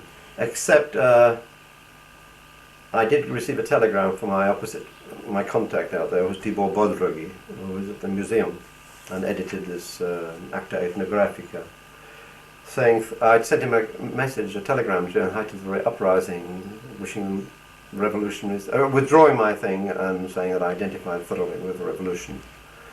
And I got to myself, I didn't know how he would react to that, probably nothing, silence. And I got a very moving telegram back saying, we are deeply appreciative of your solidarity. I mean, I know too little about it, but looking from the outside, you saw what I would have imagined one would have seen was a Russia which one still believed in, threatened by subversion of one of its satellites. Why did you identify with the revolution? Well, what everyone's attitude to Russia, it was patently a massively popular revolution against all kinds of horrors, which very rapidly became patent and explicit. And one could see that from here at that time. Oh yes, looking back yes. Well, somebody like Dora Scarlett, for example, went out there, I think, for the Daily Worker as a reporter, and been imprisoned for many years. First she knew about the Hungarian uprising was, and she saw the courtyard in the prison was full of statues of Stalin. Had been removed from public places. That was at the time when Khrushchev started. So we revolted with the Hungarians, and the scale of it, I mean, was gigantic. It clearly was an incredibly popular revolution. And then we started asking questions. Why? What was wrong with our Marxism? What was wrong with the Soviet Union? And that sparked off the whole explosion of the New Left. And it was a massive movement, you know. The New Left was a very significant factor in its day. You don't want me to go into this? Yes. Well, the New Left Review today, in my view, is a Mandarin journal, specialising, although it's improved greatly in the last year or two under Robin Blackburn, but under Perry Anderson's aegis, and I have the deepest intellectual and scholarly respect for Perry. I think he's not far short of a genius given his years. I think his historical works are wonderful. What he did with New Left Review, however, was to convert it from a journal of mass movement into a very arid, esoteric journal, which could only really be comprehended if you had a PhD from the Sorbonne. New Left Review was important not only because we had at one time 40 or 50, what do we call them? They were usually focused around coffee clubs and cafes, and we used to have them at the Marquee and 100 Oxford Street jazz clubs, and they were very popular supporters groups. And we used to go all over the country talking to them. And there was a movement, because not just us, but it was also the time of the beginnings of CND. And we immediately identified as CND. And we indeed wrote, I've just written an article about this too. It's coming out shortly by Versa, by New Left, on the origins of the New Left. We became very prominent and intellectually significant in formulating many of the policies and ideas of the what was the biggest mass movement since the Chartists. So it was big stuff. It was a popular movement, and for the first, under Stuart Hall's editorship of New Left Review, to run up to about, I think, number 20 or something like that, the journal reflected that character. It was concerned with popular issues about what's happening to British society. It was concerned with cultural issues which had never been talked about by Stalinists. And that's where we made contact with Raymond Williams and Richard Hoggart. And we used to have art discussions and movies and everything. The whole of human life was there. And people liked it. It made a tremendous impact. And then, I think very bitterly, and Edward Thompson has said this in his Poverty of Theory, book on Althusser, it was converted into something almost its intellectual opposite, an arcane, specialist, highly Marxist, which a New Left Review wasn't. It was very open, and as Gellner wrote in an early issue, for example. Althusser's. Pardon? Althusserian. I mean, his influence was obviously quite considerable later on. Oh, later, yes. And they became quite influenced by Althusser. And that's the point at which Edward Thompson exploded and felt he had to write the blast. And he wrote it, which is, of course, it has faults, but basically I'm certainly on his side, absolutely. So that was the New Left period. That was the result of the Hungarian Revolution and of the decay, disintegration of the Communist Party in this country, which now scarcely exists. It's down to less than 10,000 divided. Were you influenced or sympathetic with the others who became disillusioned with communism? The two great ones I read are Orwell and Koestler. Had you read either of them? Oh yes, of course I'd read them. I think I personally would have been much more ready to sympathise with them. First, Orwell in particular, because he did carry on fighting, literally. Edward was always extremely hostile to both those people, and I think partly influenced me, no doubt because I partly deferred to his tremendous charisma and intellectual power. Edward Thompson. I mean, the most amazing guy. So we never gave Orwell and Koestler much run, and by that time, after all, they have a long, long way from socialism, except some very wretched kind of parliamentary stuff up in the Hampstead. And they were, from our point of view, unspeakable right-wingers. So I think that's really why we we felt no sympathy for them at all. And they were another generation, a totally different experience. And the kinds of explanations, in any case, that they generated in the novels and other works of Stalinism didn't seem to us at all adequate. Powerful as they were, it was creative literature. So no, we weren't influenced by them. Were you from Hungary, were you beginning to doubt? I mean, what was the sort of central doubt about what had happened in Russia? And was it Stalin, or was it something deeper? Of course it was something deeper. How could it possibly be? any person. It was an institution, or the entire structure of society, especially the role of the party and its dictatorial command over the entire society. The elimination of opposition and the whole bit. Monocentric society, and then that required you to examine why people put up with it, what had happened to the opposition, pulverized brutally, how many millions or tens of millions killed. When did you begin to realise that? Oh, only after Hungary, really. Yes, I mean, you certainly say, well, we were blind. So I think I've become a lot more humble since. It forced us into a total re-examination, both not just of that culture, but of our own, and of our own intellectual equipment, of Marxism. And that's when the debate started taking place about socialist humanism, and what was wrong with Marxism, and what would be something better to take its place. In those period days, I used to write a lot in the my main role, actually, was as commentator on colonial affairs, anti-colonial affairs, and particularly Africa. And I wrote a very well-known article about Mau, and trying to explain it in terms which converged with what I was going to write later about the cargo cult. In that, I was saying that in order to understand these, to whatever extent one subscribed to the belief in their credibility, these apparently brutal rituals of induction that were practiced, especially as you went further into the higher ranks of the movement, one's got to look at them in terms of kinds of solidarity they were trying to express and to build. And in fact, they were horrific also to the Kikuyu, who were breaking sacred taboos and thereby, as it were, steeling themselves to do anything, like even fight and kill the whites. And it's that kind of line of argument I developed. And then I also wrote on the, against a saint of the liberal establishment, Albert Schweitzer, such pointing out that he wasn't, and at great length. And it brought the house down on my head from the kinds of people who are benevolent and very well-meaning, and to whom he is a saint. I think he's a bloody old colonialist. Although a dedicated man who was given his life, medical service, gave his life in Africa, but his attitudes were appalling. Well, those articles create a lot of attention.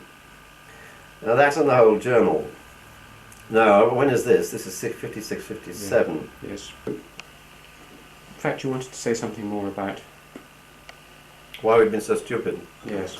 Yes. Well, you really cannot appreciate what Stalingrad was like. I remember going to school earlier, 1940, about May, and the English master who so influenced me said, I shouldn't say this, it's unpatriotic or something, but I cannot see any logical, rational reason why we'll be in a position to have a class next week, because there's nothing to stop the Germans rolling into this country. And one was living through some pretty cataclysmic times, and Stalingrad was the next major nodal event. And it showed us that we've been told for years and years and years that the Red Army was a myth. Tanks are all made of cardboard and they'd collapse if you pushed them. And they fought, and they were evidently made of steel. Also, we've been told for decades that there's a brutal oppression inside the Soviet Union, and the minute the population got the slightest chance, they would rise and revolt against Stalin, and they fought to the death. Now, one can talk about why, but to us it seems to suggest that an awful lot of what we've been told for years and years and years about the Soviet Union was nonsense, propaganda, and these were our heroes defending us from destruction. So I think this is very important to understand about loyalty to the Soviet Union, for people of that generation in particular. That's all I want to say on that. Right. So then you sail back from Australia. You'd got a PhD now from ANU in anthropology. You came back looking for A post. A post in anthropology. I can't say I'm very proud of that PhD, but how could I be? I'd done, about 11 months field work, having no preparation at all. I had to write it between November and... I got on a boat in July, during which time we'd given birth to a new baby, which doesn't help. And up night after night after night. And I wrote it, and I suppose, what's that? Had she 5 months? Sheila been there with you? Yeah, she was in the field with me. How did she find it? The field? Hmm. Well, she was very stoical, having no interest really in anthropology, I have to say. And she busied herself with people, human beings, especially the young children. And she always is busy and finds interesting things to do. And but she didn't directly help me. She wasn't any kind of amanuensis, and I wouldn't have wanted her to be. But she wasn't desperately unhappy? Or? No, she wasn't. Except physically, because the climate in monsoon was awful. Mm. But most of the year it was lovely. Mm. It was glorious. And you had a reasonable place to live. Were you in the Oh, colonial era of living in a bungalow and this sort of thing, or were you? well, the Aborigines lived out on the sand, as they always have done, with, at best, if they bothered, what they call shades of paper bark over their heads. Lived in the open. They didn't have water. The protector of Aborigines, Fred Gray, had a beautiful big concrete building with all mod cons, kerosene fridge, cool, etc., and ovens and stoves, everything pretty well. And we were given a room in there. So we were living in a quasi-colonial relationship. Mm.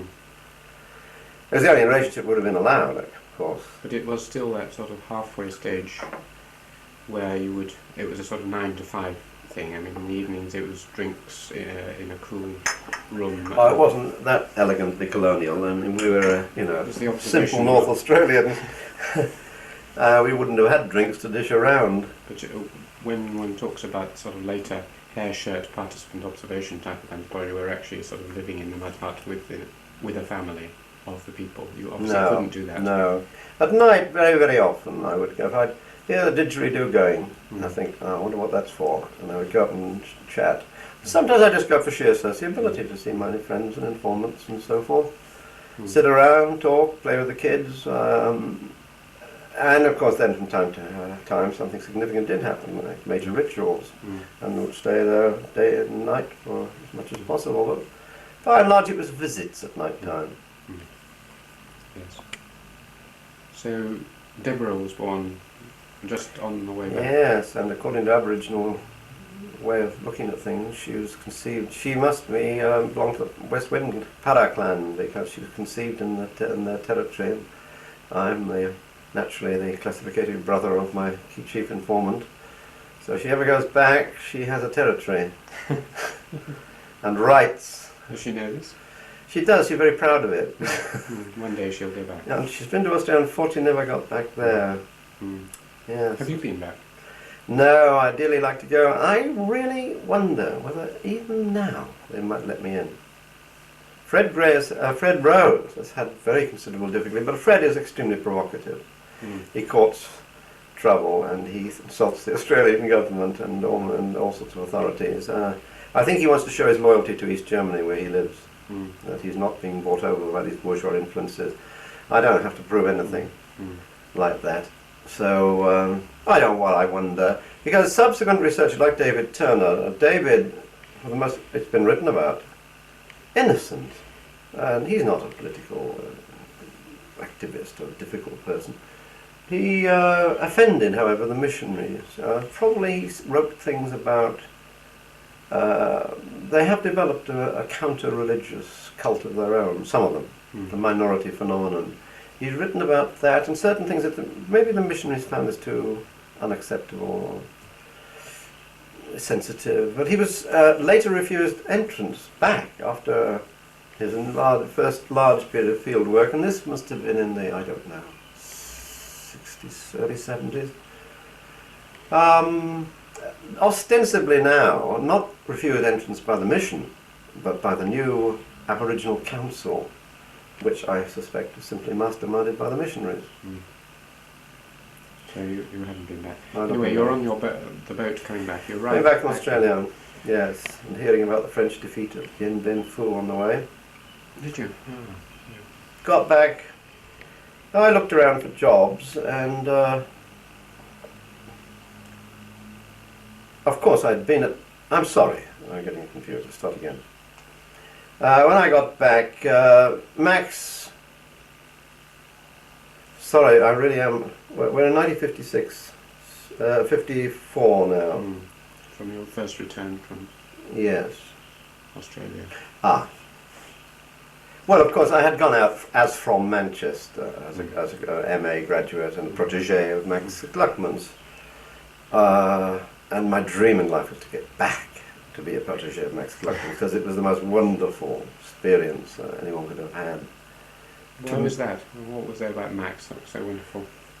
I heard he was an overbearing sort of... Oh, yes, he had an authoritarian personality, but a nice guy. He was so intellectually powerful. I mean, his capacity to turn his mind and to turn anthropology to anything was quite, for me at that time, quite astounding. Now, if you'd have asked me to go, I nearly went and worked at the Worsley at one time in a ward of schizophrenics when I was so desperate for a job.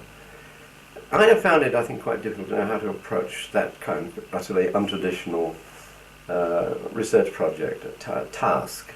Max wouldn't. He had 10 ideas before breakfast. And he proved this, because he actually did start up sociology, or at least anthropological studies of Britain. Tom Lupton was the most best known of these, industrial studies, and the woman who later became his wife, and many others, excellent, and urban studies, Derek Alcorn and others. There was a whole core. Now the intellectual, these guys were perfectly competent in their own right, of course, and experienced. Nevertheless, Max, as he did with the anthropology studies, infused them with his own strategies, one might say, ways of looking at things, so that people went into factories looking for fission and fusion and conflict and coherence and symbolic identities and all the clues of what to look for, rather than being told what they would find. And it all turned out damn good work. Different in kind from most sociological work, which is, of course, usually based on much more distant and documentary sources, materials. And although I don't suppose that tradition didn't persist, I can't say it has done, nevertheless, I think those were very, very interesting studies. And that was impressive about Max. And he could turn his mind to contemporary, social and political issues, like the radio broadcasts. And indeed ordinary listeners to the BBC, and even to the third programme, which is regarded as rather an egghead programme, and found this tremendously illuminating and exciting. And they were bestsellers, his books, based on those radio broadcasts, rightly so. Talking about, these are Zande and their witchcraft oracles. What on earth would you think any ordinary person would be interested in something like that for? But by the time Max Gluckman had finished, they were. They could see indeed what it was all about. And one of the things they could see was not only that these people were tackling problems that we also have to confront, but tackling them in ways perhaps very different from ours, but equally understandable and rational. And that's one of the great classic anthropological messages. And he was wonderful at that. He was a good lecturer. Superb, and he knew it. And he was a superb, in every way, teacher. He could take, doesn't matter if Srinivas had come from India, cultures with which Max was totally unfamiliar. He'd have some way of looking at it, of suggesting perceptions, modes of analysis which the guy would immediately respond to. I'll tell you, a guy who had the same gift was Victor Turner, who was a colleague, a contemporary of mine. I was at Brandeis when Vic arrived to give some lectures, and Vic had been at that time just come back from Mexico, I think for the second time. Short periods in Mexico, but during that time he wrote some very seminal things. They're now debated, very interesting, on pilgrimages and so forth. And Vic gave one of his characteristic lectures, which went on for at least 2 hours, probably 3, very difficult to stop him.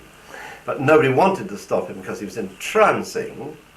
I've seen him start seminars in Chicago at 11 o'clock at night, and about 3 in the morning I had to go to bed, but the others, graduate students, were sitting on the floor riveted and not missing a full stop.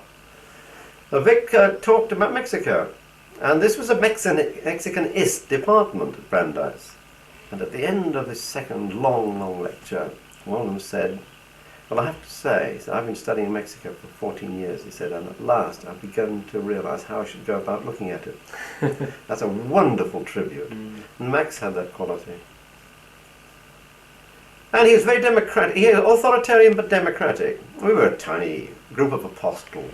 So we would spend all our time together. We'd have coffee together, we'd have lunch together, we'd come. Max used to make us work in his bloody garden like helots. I mean, notorious. But it was close. It was face-to-face interaction with a vengeance.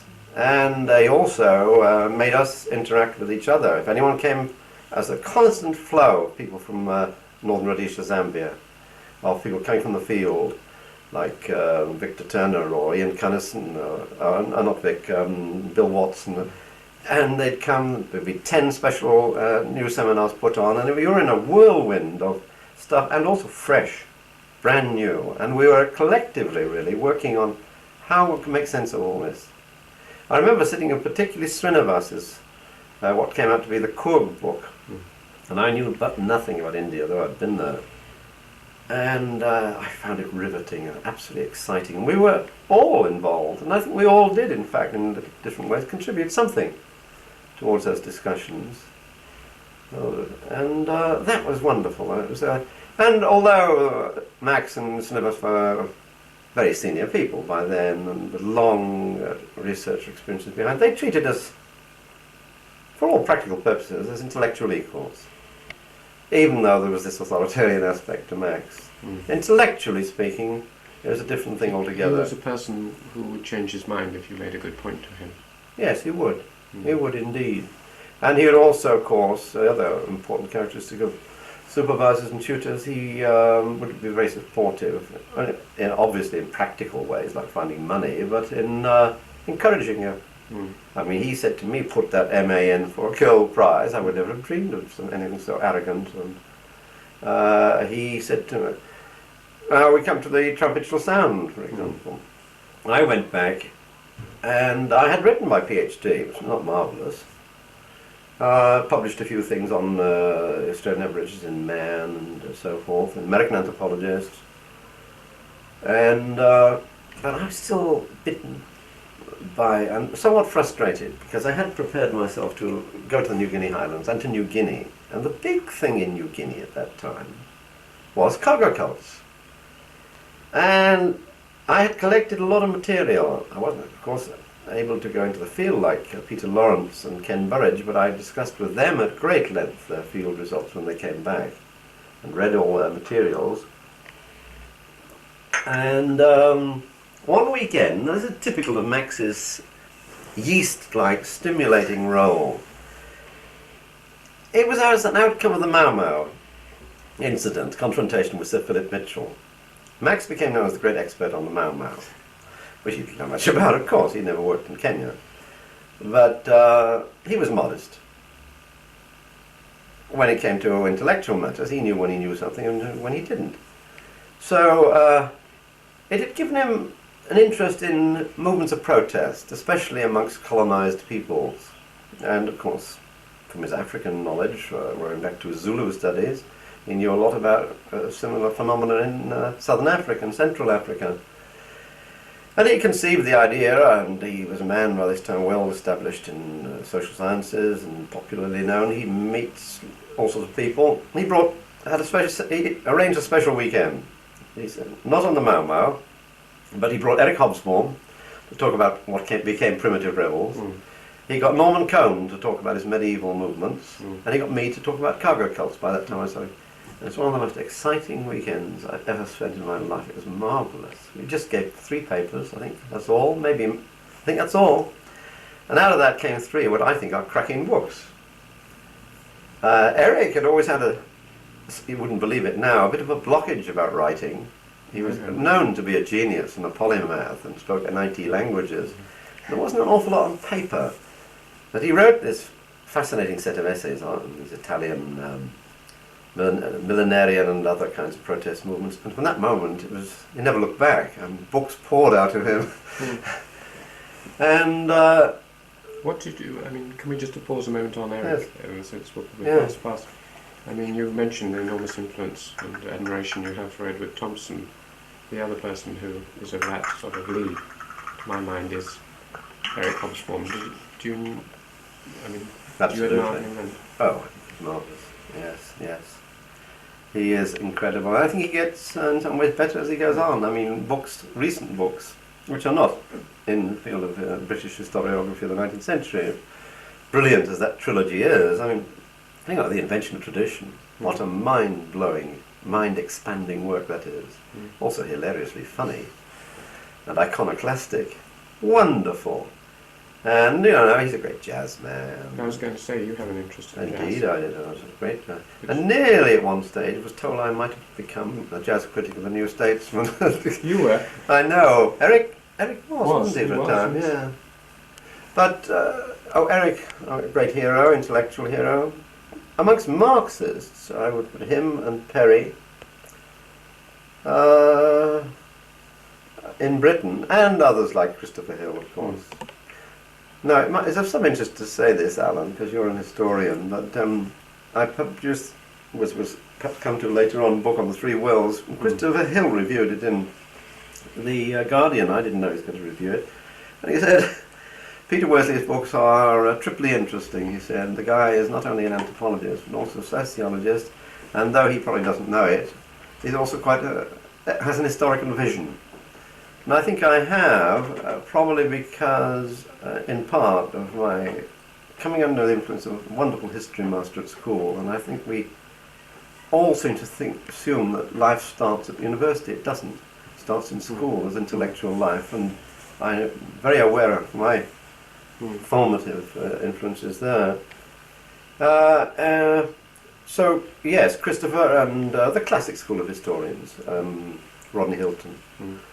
People like that. But Eric and Edward and Perry, that's my trio. Yes, there's my troika. And the greatest of them shall be not. Oh, as a scholar. Well, it would have to be between Perry and Edward and Eric Hobsbawm, because Perry isn't finished yet. No. He's quite a young man. There are 2 more volumes, I think, to come, if they're anything like the first, on that alone. It's really the history of Western European capitalism, isn't it? I think they're magnificent. Yes, so we had this weekend, and out of that, well, I must have started already. I decided I was going to write, not just carry on like Evans Pritchard would do for 10 or 20 years writing about the Noor. I would carry on for 10 or 20 years writing about the Groot Islanders with exiguous field material and equipment in general, and the great difficulty to try to maintain research interest in Australia at the other end of the earth, which I'd only been forced into faute de mieux anyhow. I decided, Max was approached by a young left publishing firm, McGibbon and Key, which has now disappeared, to write a book about the Mau Mau, which was big news, Max Gluckman on the Mau Mau. And he modestly said no, he didn't think he knew enough about it. But he said, I've got a young student here who has got writing a book about something analogous. And that's how Trumpet Shall Sound came. I suppose it's an obvious point, but there seems to be a shared interest just at that time, just as the sort of last echoes of colonialism was disappearing, with all this and the New Left Review and the Trumpet Shall Sound kind of interest in millenarian movements and nativistic movements all around, just in the late 50s, early 60s. Your excitement at suddenly finding Hobsbawm, Cohn, yourself, and then there's the Thrupp collection, wasn't there? Yes. Comparative. Well, it's, what is it? It's colonial resistance, isn't it? And it's this is the period of the disintegration of colonialism. We're just on the eve of the winds of change, 1960. In Africa in particular. It was the dominant form of political action on the part of the ordinary people of Melanesia in the Pacific. I could see that, and had been for 40 or 50 years. So yes, and these are very far removed from the more familiar movements of revolution and resistance, like in Vietnam or Russia or China and so forth, which were largely within the perspective, ideological framework of some Western ideology like Marxism. These were utterly different. We had to, but they were very real, very important, and we had to try to come to terms with them intellectually. And I think that's what we were all grappling with. You said that the thesis of that now, looking back, you weren't sure whether you agreed with it. The trumpet. No, I don't really. The trumpet starts off with chapter 1. The formation of the colonial world in New Guinea, of the colonial structure of society, and it deals with the creation of monocentric colonial institutions with the governor at the top, and the plantation system, the economy, political economy. Perfectly valid.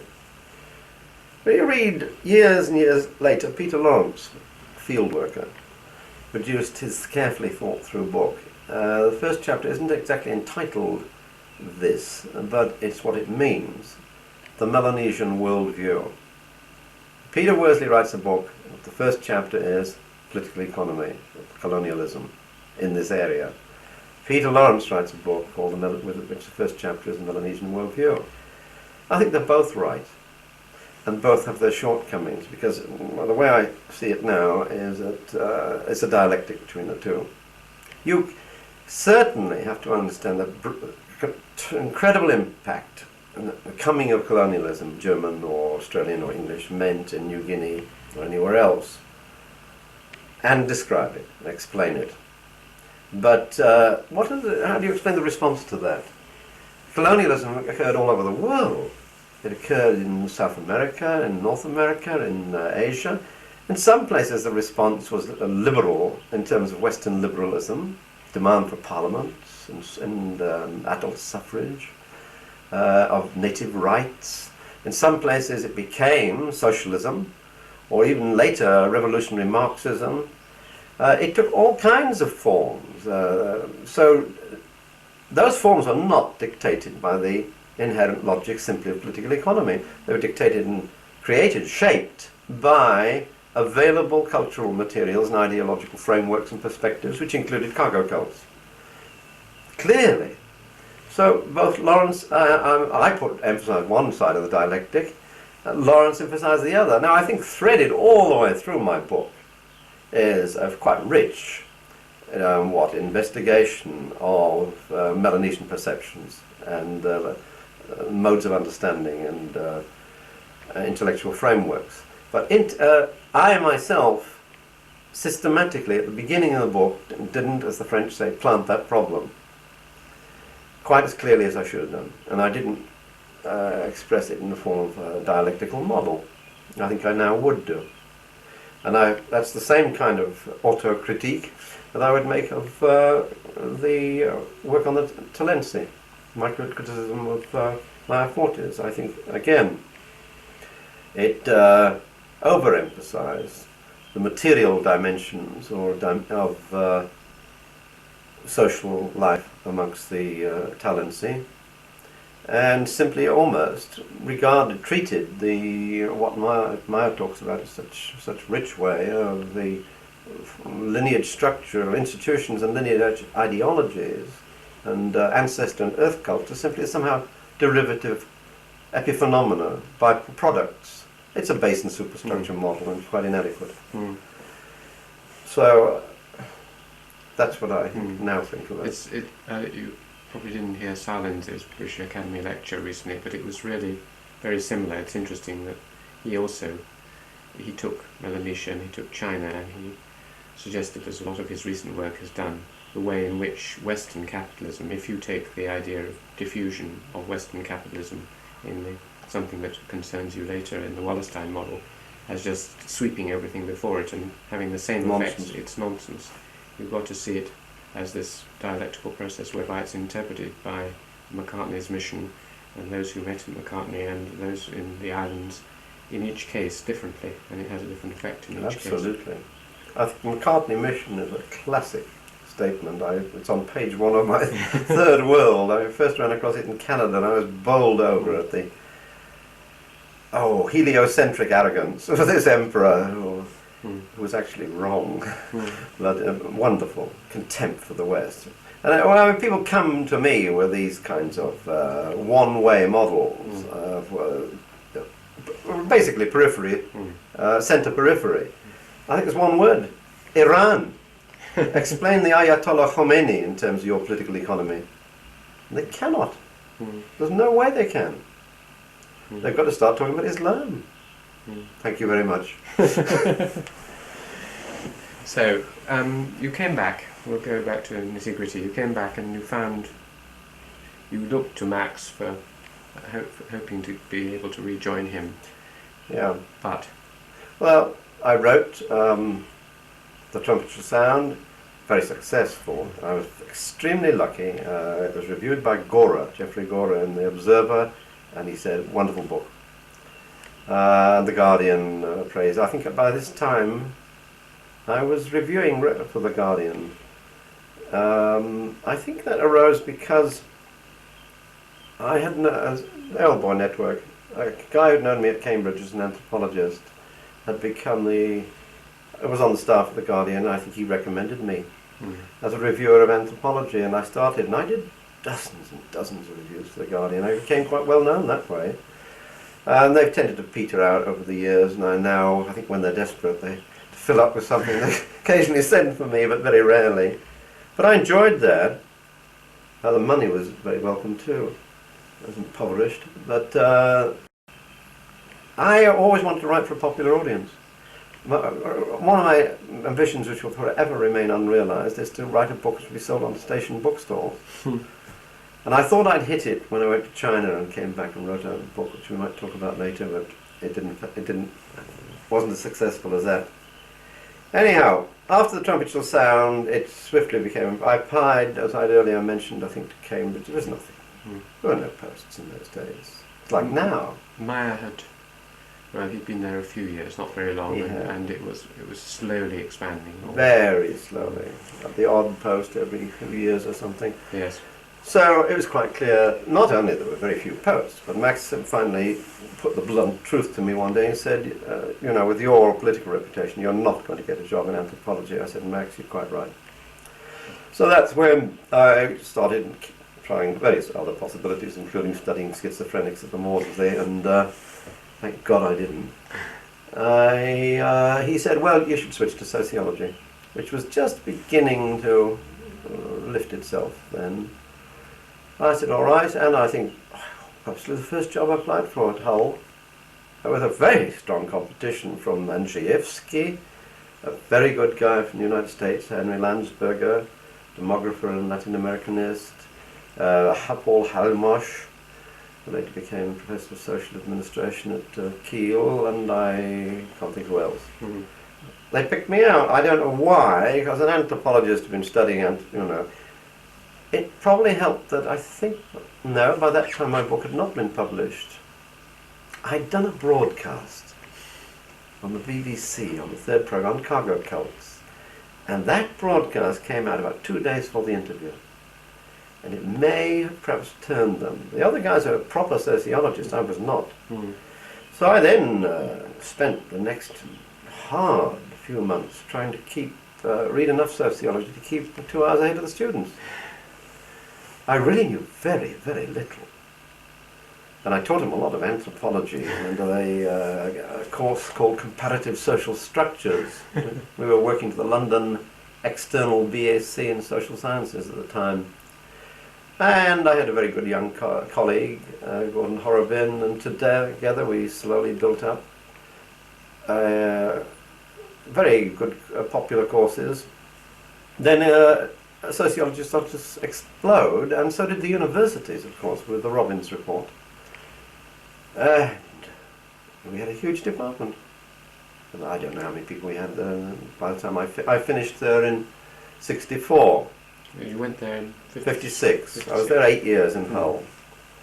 Very big department, quite prestigious. Some people thought well of it. And you were head of it? I was head of it, eventually became senior lecturer. And about a year before I left there, Max had managed to get Manchester to approve of a chair in sociology, which they hadn't had.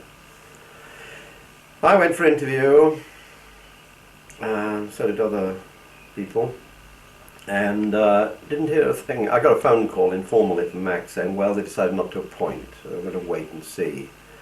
So I didn't want to leave for all kinds of personal reasons at that time. I was quite happy at Hull. And about 1 year later, out of the blue, I got a letter from the Vice Chancellor Manchester saying, you have been appointed. I thought, thank you very much, I haven't even been asked. But of course I went. I was really too good to be true. A major university like Manchester that I knew well, and great love for. Wonderful. And I was a Northwesterner as well. So I went, and the expansion of the universities and of sociology was exponential, which produced great problems sooner rather than later with Max himself, because he had thought he could control this as a kind of junior ancillary wing of his empire. And firstly, I don't like to be treated like that by anybody. Secondly, he did really try to restrict the amount of sociology that's made available, and conversely to stipulate that all students would have anthropology whether they liked it or not. And sooner or later it came to a sort of territorial battle, you know. It was really very sad. And a lot of hostility between anthropology and sociology, and we of course won because we were the subject in demand, more or less won, and we went from strength to strength, so much so that after a few years the dean of the faculty came to me and he said, Peter, we just can't go on like this. We can't have a faculty who's going to be 60% sociologists. A very distinguished economics department, large economic department with possibly nothing to do with all. So I said, no, you can't, it's ludicrous. And we put a ceiling on sociology. Later, Mrs. Thatcher put a ceiling on sociology, so that problem solved itself. At least the student revolution put a ceiling on sociology. So there I was sitting with a large department, and... Who else was there then? It was Brian Robertson. Brian came fairly soon. The situation was so desperate with the Robbins expansion. There were I think at least around 10 new universities in a year. I was getting phone calls at Hull, and later, even after I'd moved to Manchester, would I like to move to X, Y, Z and several other places. I said, no, I've only just moved here. And in any case, I like it here. A lot of potential. I was reduced to the situation once. I had a new post in sociology available. I mean, in those days, the Vice Chancellor would give you what they call a couple of honeymoon posts. He'd say, here's a couple of posts, you know, fill them. Just to, with the kind of people you interest to, well, I want to support. I rang round a lot of universities. I said, have you got anybody, a warm body, intelligent, remotely capable of teaching sociology? And it was jolly difficult to find anybody. Eventually I found, Jelly Halsey said, yes, I got this brilliant young PhD back from Chicago called Brian Roberts, and he turned out to be jolly good. Mm. Later converted himself into a Latin Americanist. Mm. We had Valdo Pons, of course, also came across from anthropology, had an anthropological background. When did Theodore? Theodore came a few years later. Do you want me to talk about Theodore? Yes, I gave a sly smile there. Well, I had a letter one day from him. He was at the Russian Centre at either Birmingham or Sheffield, I think. Got a letter saying, I am very interested in peasant studies and also a specialist on Russia. By that time, I'd been sent out in 1965, a year after I got to Manchester. The only time I've ever been recruited by the establishment through a rather radical person who's now gone off to Harvard. What is his name? Economist, recommended me as a man with a knowledge of East Africa, anthropology and so forth, for a British Economic Commission on, which was connected to a project to give Tanzania a lot of money, aid. So being Tanzania, I agreed. And somehow, I don't know, my political past was regarded as tolerable anyhow. And I went out there and wrote a report, and I got interested in cooperatives. I was studying particularly the predecessors of what became the cooperative farms and eventually the Ujamaa collectives, which are a disastrous story. So were the ones I was studying, were disastrous. So I developed, however, an interest in cooperatives, rural development. And because of that,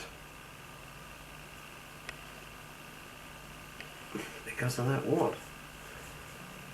Oh yes, I wrote a book. I participated with Ron Dahl in staging a conference at Sussex IDS on cooperatives in the Third World and development.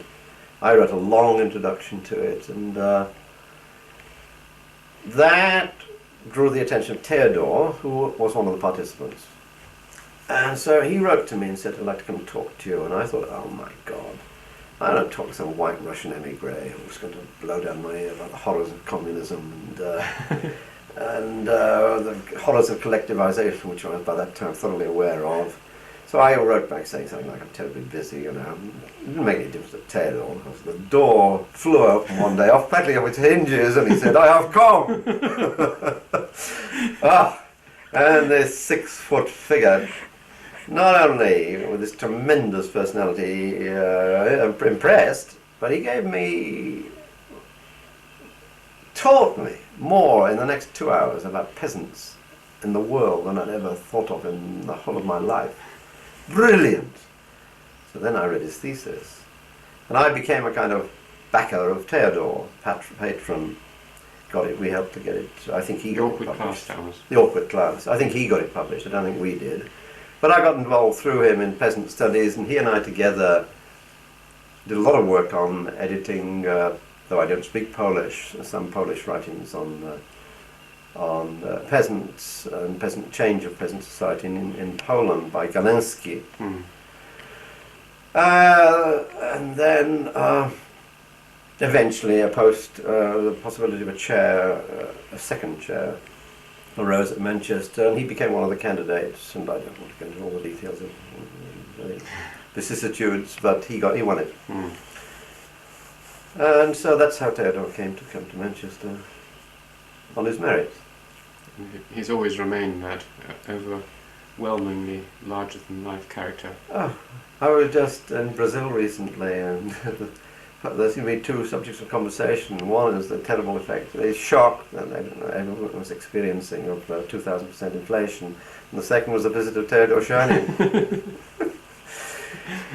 Yes, he's a great guy. At what point you'd gone to Manchester, where was it that you wrote The Third World? I wrote that in my last couple of years at Hull. In fact, I did the index to the thing in the first week I was at Manchester, sitting in a little squalid room, sent it off, and they lost it. And I had to, in the middle of the first week of term, a new post, starting a new department, I had to sit down and write out a new index. De novo, because I hadn't kept a copy. So I wrote it there. It was published just after I arrived in Manchester. It was published in 64. I arrived in Manchester in 64. So, it's quite good to have a new book, well reviewed by like Shills and The Guardian. And that made me a third world man. In fact, the third world man, with all modesty. In the Anglo-Saxon world, the French had invented it. And that took me really... I remember talking to the director of was it Nigel Nicholson at Weidenfeld, and I said something which I think was quite modest about the book. I said, people do seem to have found it interesting when I give talks about this in seminars around Britain. He said, you will travel all over the world with this book. And I thought, my heavens, I never dreamed of anything like that, and it turned out to be true. You said it's been translated into... Well, I know there are at least 8 editions in Mexico alone. Good. Mainly South America, because that's where you've got a large literate tertiary education population. And of course it's read in English in places like India and so forth. Never got translated to French. I mean, the barrier between us and Paris is still intellectual, but absolutely alarming. That's one of the things I resented about the later developments in New Left Review. They worshipped everything on the South Bank. The latest emanations, whether Althusser or Derrida. I don't. And only very recently I've had a translation to French of Trumpet Shall Sound. Not of anything else, ever. Nor have I ever received an invitation to speak in France. Nor Germany, for that matter. I've been all over the Third World, largely as a result of that book. How would you reconcile those two things, that it was in France that it was discovered? It was Guru, was it, or who was it who put forward the idea of the three worlds? It was a Politico, it was Claude Bourdet. The term was coined by Alfred Sauvy, who was a demographer. Yes. I'm not sure he got a Nobel Prize, but he was a very distinguished one. He coined it in '52, and it became taken up and used in French political circles that I was associated with. That's how I probably read about it ahead of anybody else in England, because in those early New Left days we had our opposite numbers in France. The whole concept of the democratic left was analogous to that old Trotskyite slogan, neither Moscow nor Washington, but more positive. We want to stand for democratic socialism, radical democratic socialism. And Claude Bourdet of Nouvel Observateur, editor, whom I met on various occasions, also through CND, international things, took up the notion of tiers-monde, and I learned about this concept from the French. And it seemed to make sense of something new entity that was forming under our eyes. And by 1955, of course, we had the Bandung non-aligned conference. There had been a whole series of predecessors and postecessors. It was a new... the publishers put on the cover of my Third World book, I didn't put it on, a subtitle saying, "A Vital New Force in International Affairs." I wouldn't have made anything quite as strident as that out of it, but they did, and I think they were right, because that's how we saw it at the time, and it was. It was an extremely important breakthrough. Immensely important, even in merest terms of the masses of population involved. You know, India, China, Nehru, Nasser, and Nkrumah, and the connections that were being made to even through to Europe with Tito. And even to Britain, with Naurin Bevan used to go and talk to Tito and Nehru, and they had known each other a long time. A new force in the world seemed to be taking place, and I guess I was so excited about it, although I hope I've documented it intellectually carefully enough, that some of that must have communicated itself certainly to many, many people who said to me, "Oh, we read this at UNAM in Mexico, and it really changed my life," and that's rather encouraging. How do you write? Was it written in a great sort of burst of Steam in a short period? It was just a couple of vacations, I think, from one summer vacation through the next one, and another vacations, and in between. It was written white heat. Do you work like that? Philip Larkin told me that. He says a very passionate book. That's nice. You just, once you start writing, you like to just... If I got something really, yes. I don't really like to write unless I got something to say. I don't write like people have to these days, and Americans seem to do it all too often anyhow, simply to fill up their CVs. It's a great tragedy. I mean, the publish or perish syndrome, the rubbish is churned out exponentially. No. I write when I got something to say. Now, at the moment, I think I can feel the germs. It's like a kind of sexual itch. Yes. Oh, another book coming up inside. I thought I'd stopped. But I can see another one coming. Because I feel I've got something to say. Well, you, at some point in your magnum opus, The Three Worlds, you sort of imply this is your life's work and this is the last thing. But it sounds as if it is. Well, I thought I'd said everything there. But do you want me to talk about it? Well, let's just finishing the Third World. You've sort of reflected retrospectively on other things and suggested ways in which you would alter. I know you were encouraged to rewrite it, and after one re-edition, you then decided you couldn't because things had changed too much. Yeah. What had changed? You said you yourself had changed, the world had changed, and the Third World had changed. What was it really that changed and made? Well, that great non-aligned movement died back. it still persists and exists, but in much attenuated and restricted form. There is, and I've had first-hand experience of it, a very vital presence of the more radical third world, and it now embraces not only the radicals, but really every country, in the form of the non-aligned group in the United Nations in Manhattan, about 125 of them. And they are a significant presence there. Jean Kirkpatrick used to go crazy because Americans can't control the UN anymore. Even the third world can do it on its own. They can get a vote through, but if they get a few allies from the second world bloc, which they often can on crucial issues, then they're home and dry. Then, of course, nothing happens because it will be either positively vetoed or just ignored. No funds provided. But it is important. But I think, whereas it was a political force, I mean, therefore it is stymied at the UN. There's very little it can do. It can exert moral pressure. And I've seen empty meetings at UN myself on Namibia, which I've been one of the 4 people in the audience in the council chamber. So one shouldn't exaggerate how important those victories are at UN. But in 1964, of course, it became rapidly apparent, and people like Nyerere have said, they came to power thinking that they were going to change the economy and lift their people up and give them decent standards of living. And so he said we hadn't the slightest idea. We hadn't got an economic program. We thought we could do without an army too. And then we found Idi Amin. He said we had no idea of the power of the great multinational corporations and our impotence to control world prices for our raw materials, our exports. And he said that increasingly we found out.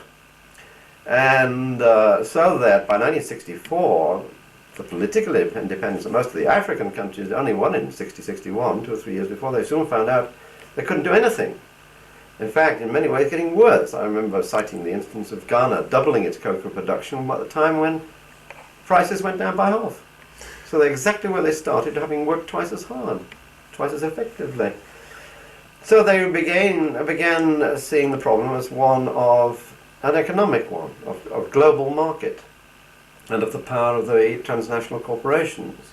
And that's the point in 1964, from the first UNCTAD conference onwards, the non-aligned increasingly saw that what held them in common was all that plus debt. And therefore became predominantly a movement of resistance, a lot of it verbal, to the economic hegemony of the West. And the West particularly, rather than the Second World, didn't matter all that much. So, and that's what it remains to this day. So it's a very significant shift. But I think that's basically what's happened to the Third World today. That's why it was not worth bringing out new editions of the book, because it had shifted in this way. Yes, and of course, the events of formative period in the 50s and 60s become more and more remote. You can't go on writing. So I waited a long time, you see. I valued my time, and also I felt I hadn't done a good enough intellectual job. It was a very pioneering operation, mental shoestrap operation. I mean, my chapter on nationalism was not very good at all. And so I just sat down and gradually equipped myself, I guess. I did all this work on the rural Third World, agrarian Third World, helped much by Theodore, and Brian introduced me to Latin America. Eventually I got, after 14 agonizing years, never getting a chance to to be away from Manchester for more than a few weeks. Couldn't have done any anthropological, sustained work, extended work. I was then sentenced to being dean for 2 years, which is a final degradation and rendering of sterility of any intellectual, though I quite enjoyed it. And I got a year off. And I decided that I write about the Third World. I knew about Africa, I knew something about Asia from my Indian days. I had knew nothing about South America. So I took myself off to Ecuador under the influence of one of my postgraduate students, learned myself Spanish, and that opened a new world, a new dimension. And of course there you've got a very rich intellectual tradition, the literature, sociological literature from Chile, And Argentina and Brazil, the Southern Cone, was enormous before the dictators came along. And one met all those refugees all over the place, in Mexico and in Ecuador. Mexico has a hugely impressive anthropological tradition. It goes back to the days of indigenismo in the 30s, the revolution. It's a revolutionary tradition, heritage. And so I learned that you didn't need to... that all these theories about Gunter Frankenstein, about underdevelopment or revolution, that postulated precisely that there could not be no development in the Third World, which at first I rather naively swallowed, like everybody else. I used to go choking to work in Mexico City from the car fumes and the industrial pollution, and I say to myself, underdevelopment? Or in Sao Paulo, or in Rio, where blue canyons of smoke from the patent development of an industrial kind. So I started to research and to read about this industrial development in Mexico and Brazil, and by that time, having Spanish and Portuguese, I could do it. You learned Portuguese as well? Yeah. So that equipped me on the industrial front. Agrarian, industrial, but I also remain deep down in my fibres an anthropologist, and I'm never happy about the totality which purports to resource the world of sociological or economic or other theories, and I'm interested in the cultural, and that's ultimately where I came more and more and more back to it through most unlikely people like Marshall Salins, was a big influence. Which, that was Oh, culture and practical reason. Yeah, culture and practical reason particularly, yes. Which you say has never been answered by I Marxists. don't think they've answered it. I've read a long piece, I remember in Dialectical Anthropology, by Bridget McLaughlin. I don't think it takes Marshall for pieces at all. Because I don't think you can. And so I came back and I read a lot about culture, including the conceptualization of culture. I went back to old works that Cliff Geertz had written in 1940 and all kinds of things. And I think he mystifies it, absolutizes it, reifies it. Now that was also unsatisfactory, but at least recognizes which are important and its persistence. So that's why that theme occurs so powerfully in Three Worlds, which didn't in the Third World, except implicitly. Well, perhaps if we turn to the Three Worlds, which is obviously a summation, at least when you wrote it you thought it was a summation of all your wisdom. There were three in the prolegomena anyway. There were four things that I wondered whether you could, themes that interested me particularly. One was your criticism, we talked about a little bit, the criticism of world system theory, Wallerstein. What was it that, was it the case of something which at first you found terribly refreshing and exciting and overwhelming, and then you began to doubt it, or were you doubtful? Yes, I'm very attracted by it. I think anyone must be. Patently, a world system has emerged. Since at least 1885, I think, that's about the date of its consolidation. Clearly, even in the communist world, prices of consumer goods and all kinds of commodities are affected by what happens in Chicago, New York, and the commodity exchanges, and the shares that are being sold down in the city here, or in Manhattan. In that sense, it can't be controverted. But the crunch came for me in an actual concrete occasion. We're in Berlin, where I'm going to do the same thing in a few months' time. And Andre Gunder Frank, who I know well, and Manuel Wallerstein were there up on the platform with me.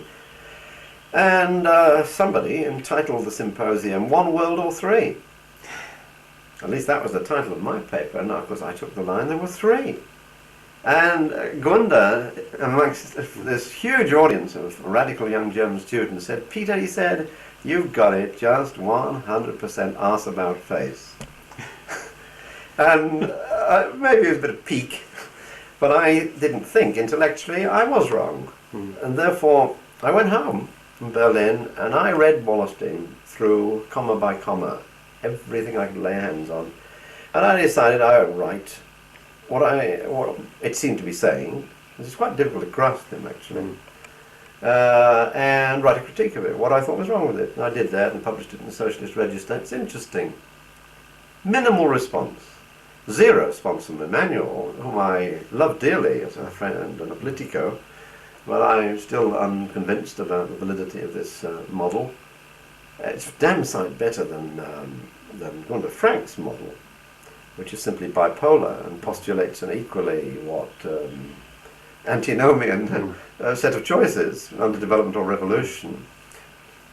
One might have argued revolution was a serious one in the days when there had been the Chinese Revolution and the Vietnamese, which defeated the most powerful country in human history, but not lately. In fact, counter-revolution's been doing quite well, thank you.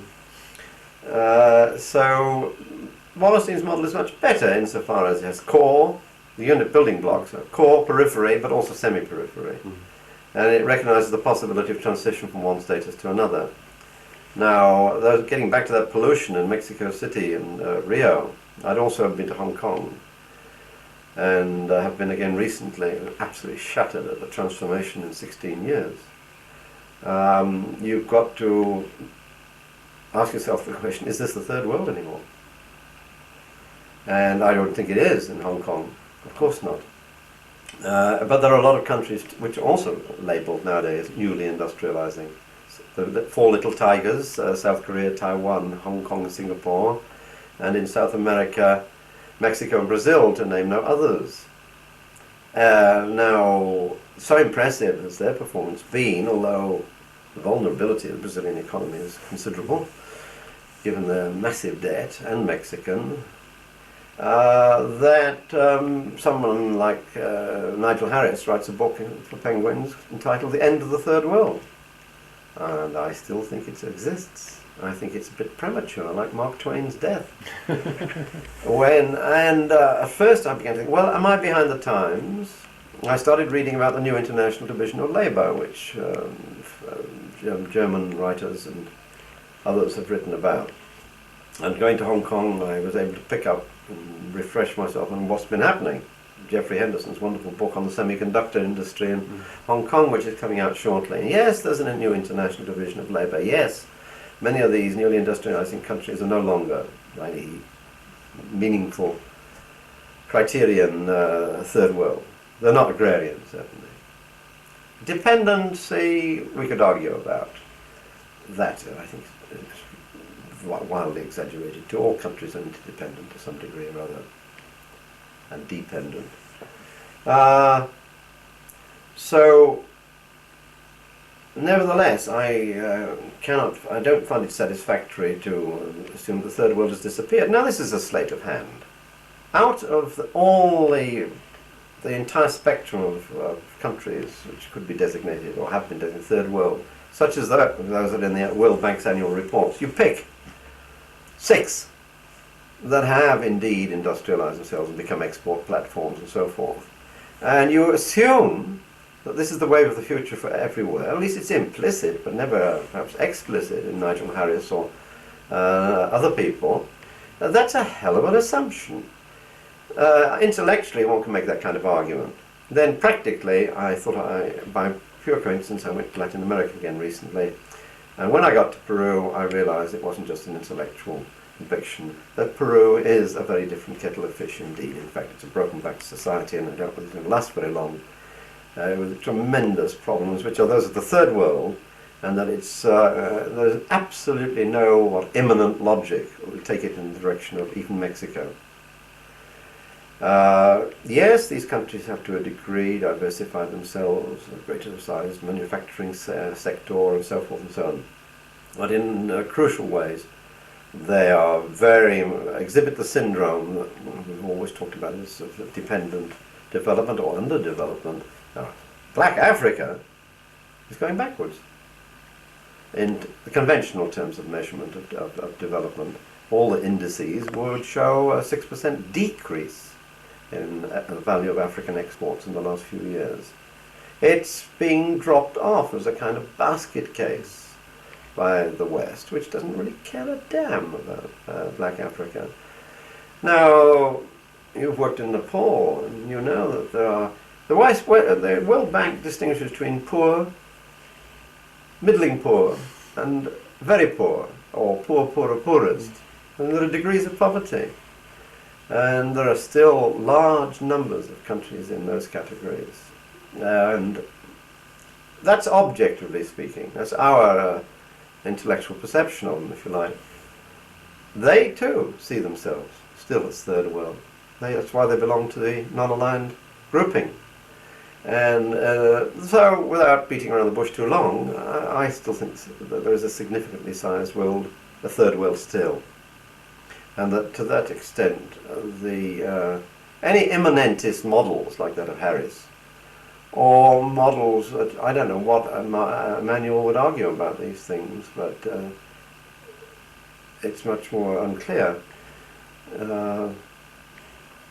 Any immanentist models are just fatuous.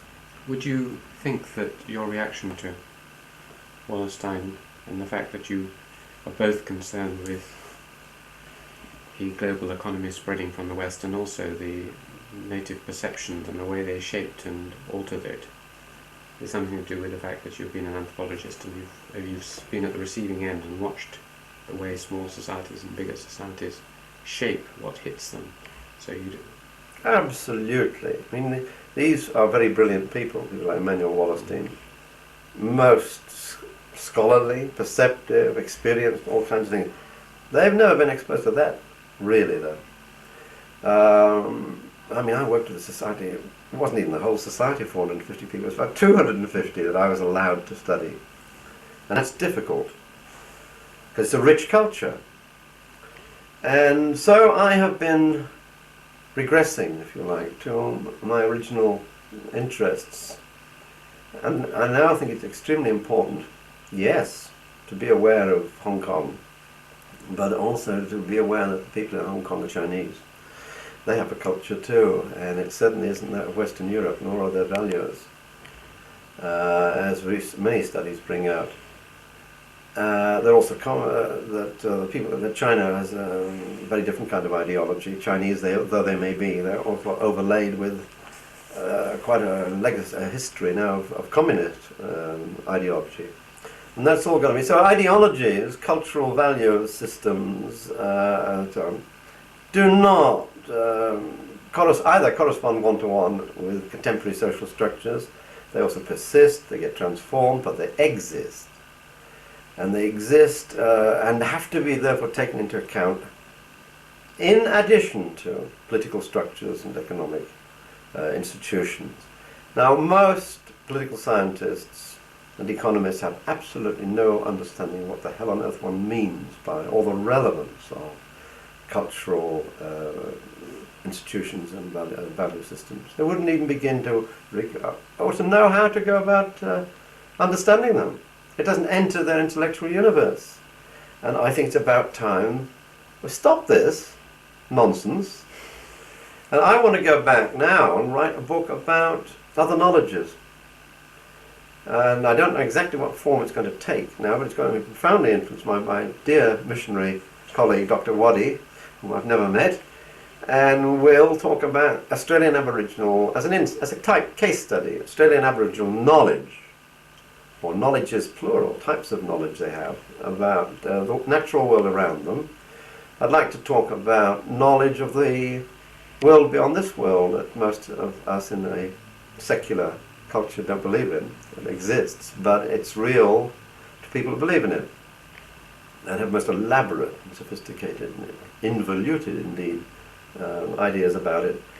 I'd like to talk about a fascinating study I read recently about the procedures used by Micronesian islanders to navigate across the wastes of the Pacific. How the hell they do it? What is their knowledge of the stars, of the heavenly bodies, and what techniques do they use, which is extremely sophisticated and acute and perceptive. And in general relate that to this very much wider theme that you touched upon about the necessity to understand how other peoples, including peoples that you normally get labelled primitive or underdeveloped or illiterate or pre-literate and so on, their cultures are extremely complex and persist, but also that's an extreme. These tiny microcultures. There are gigantic cultures that persist, like Iranian Islam or Chinese-ness, whatever that might be, which you've got to come to terms with. And I don't think that China eventually quarrelled with their loyalist allies and their supporters, the Soviet Union, is simply a question of differences of Marxist ideology. It's got something to do, too, with the nature of the difference between Russian-dominated society and culture and Chinese society and culture. Can I lead on from that to another theme in the book? I remember Ernest Gellner either writing or saying to me that Marx has been replaced by Weber as the leading world sociologist. He probably put it more elegantly than that, but there is a sort of one part of the Prolegomena which stresses how, having abandoned a sort of base superstructure, determinist model, then one turns with relief to Weber, a sort of, and reads him again and finds that somehow he's managed to link things, and as all anthropologists want to do, see some holism, some connections, without forcing the mind to go in one direction or another. Is that what you found in Weber? Or? That's what's attractive about him. Incredible genius. One hesitates to dare criticize him, but he raises the problem of Protestant ethic and the spirit of capitalism. There's some kind of relationship between these two historical processes, the emergence of each respectively, and what the devil is the nature of the relationship. All kinds of commentaries have been written and criticisms of the way he went about it, methodologically, empirically, and so forth. How did he identify, select, categorize the Protestant ethic on the basis of what? Text by Baxter and Puritan divines and so on. What's the relation between that and, say, existential popular Protestantism in Geneva? There are all kinds of problems, but he raised the problematic. Marx was aware of it too. There are bits tucked away in his little letters and things, but it wasn't central. The logic of capital was what he talked about. Talking about production. And that isn't enough. So whatever shortcomings Weber might have, and whatever differences there are in the works and the emphases that the late Weber and the early Weber wrote about on this topic, which is quite considerable, I think the problematic is that he had the genius to raise it, and no one can evade it. Yes. Which again links him with the other theme, which is the cultural. I mean, obviously I wondered whether it was you were thinking it. I mean, trying to explain why there's obviously a rapid shift going on in your own mind and your own heart, and it's partly encapsulated there. But talking to you, I can see it's going faster and faster towards away from economic determinism and early interpretations of Marxism towards a much more interest in ideas, aesthetics, cultural influences, perceptions, and all these things. Now, it could be related to your anthropological streak. It could be related to your early schooling and education, history and English, which were the subjects you first studied. It could be that the world again is changing, and we can see much more clearly now the influence of culture. I mean, anyone who isn't aware now of the enormous influence of communications, of art, of symbolic systems as portrayed in the media, of photography, of film, of all these sort of cultural things, as well as religion, would be blind. It may not have been so obvious 10 years ago, but it's hitting us in the face. Which of those, do you think it's all those? Well, I think all those are significant, but I think probably the most, perhaps you didn't mention it explicitly, is firstly Marxism itself, which I was cleaved to in my former reincarnation, has experienced disastrous pluralization.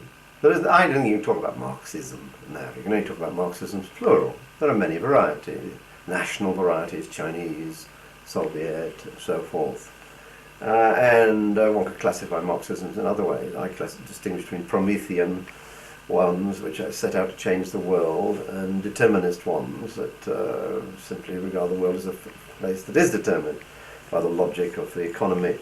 All kinds of other ways. And these are not just distinctions I make, there are distinctions out there in the world that are battled over, subjects of causes, bases of tremendous struggles, intellectual struggles and political struggles. People kill each other to take one side or the other. They go to war. So these Marxism has exploded into a number of varieties. It has also been savagely, its credibility savagely undermined by the Stalinist experience and a lot of other experiences. Pol Pot. Appalling. And I think maybe even more frightening and as frightening in the Sendero Luminoso form if it comes to power, which I think it might. That's one. The second is, of course, the eruption back onto the world scene of dead ideologies like Islam. Part of the past, wasn't it? Not at all. Heavens alive, 12 European governments have just had to cut off diplomatic relations because of the Salman Rushdie book. The power of a regenerated, not authentic or traditional, it's not a fundamentalist continuity from the past. I think you and I might argue about this possibly, as it's a specific reading of Islam and a very modern one. I think the Quran does not say that government should be enhanced the mullahs, and etc. etc. But it's there. And it is an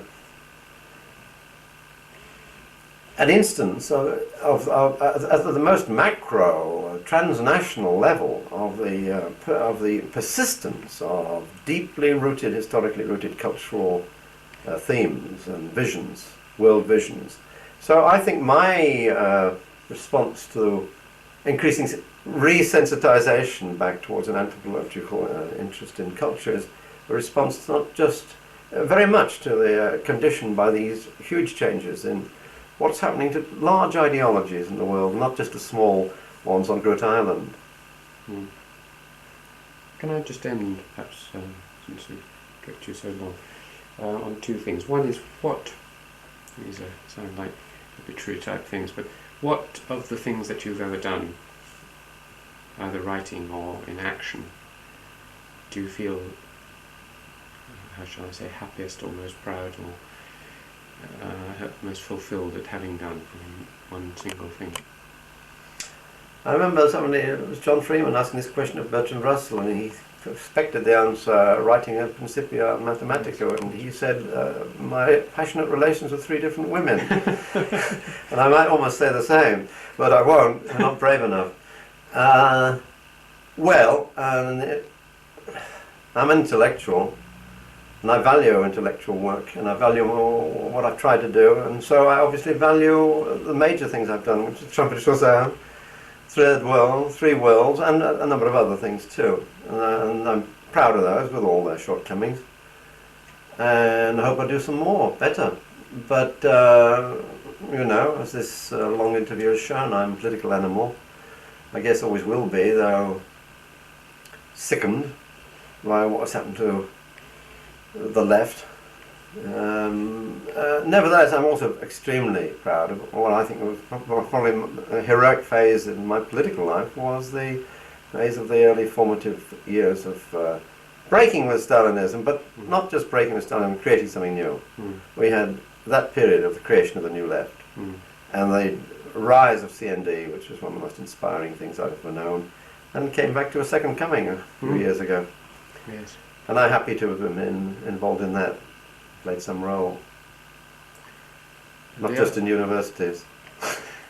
Well, the other question, I suppose, is what, if other things had been different, what is it that you most would have liked to have done, and you may still do, but is the sort of avenue you didn't go down?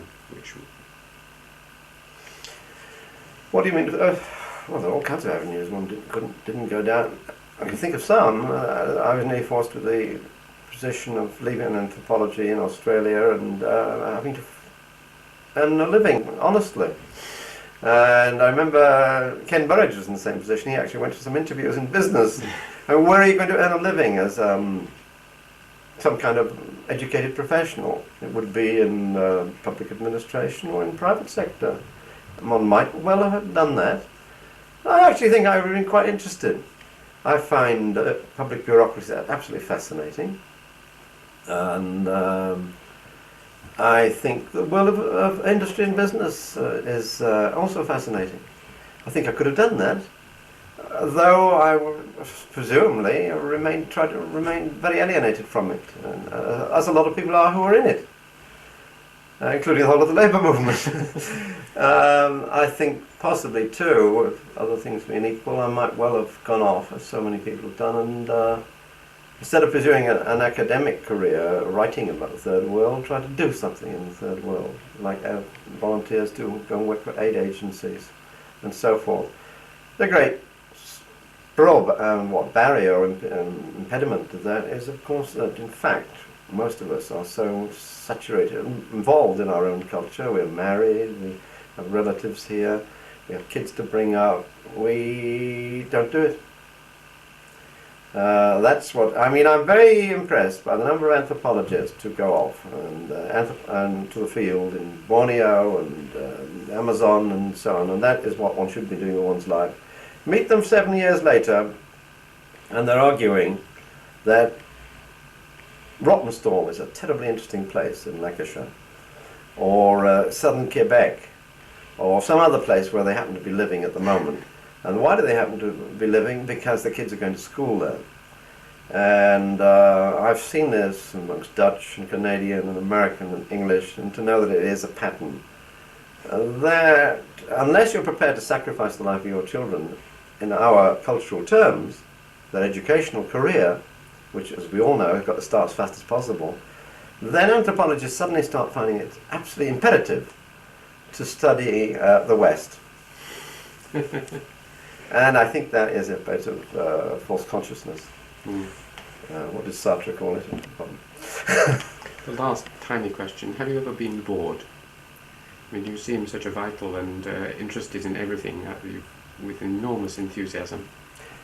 Well, there were long stretches in the army and where one is, after all, confined to camp a lot of the time, doing routine and not very interesting things. But I was bored. But luckily I was able to escape from them. You were learning Swahili? I was learning Swahili, or occasionally getting out to Nairobi, or talking to the Africans or something. Yeah, there were stretches of boredom, ennui.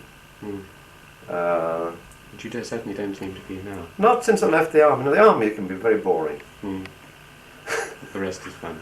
Yeah. Well, Peter, thank you very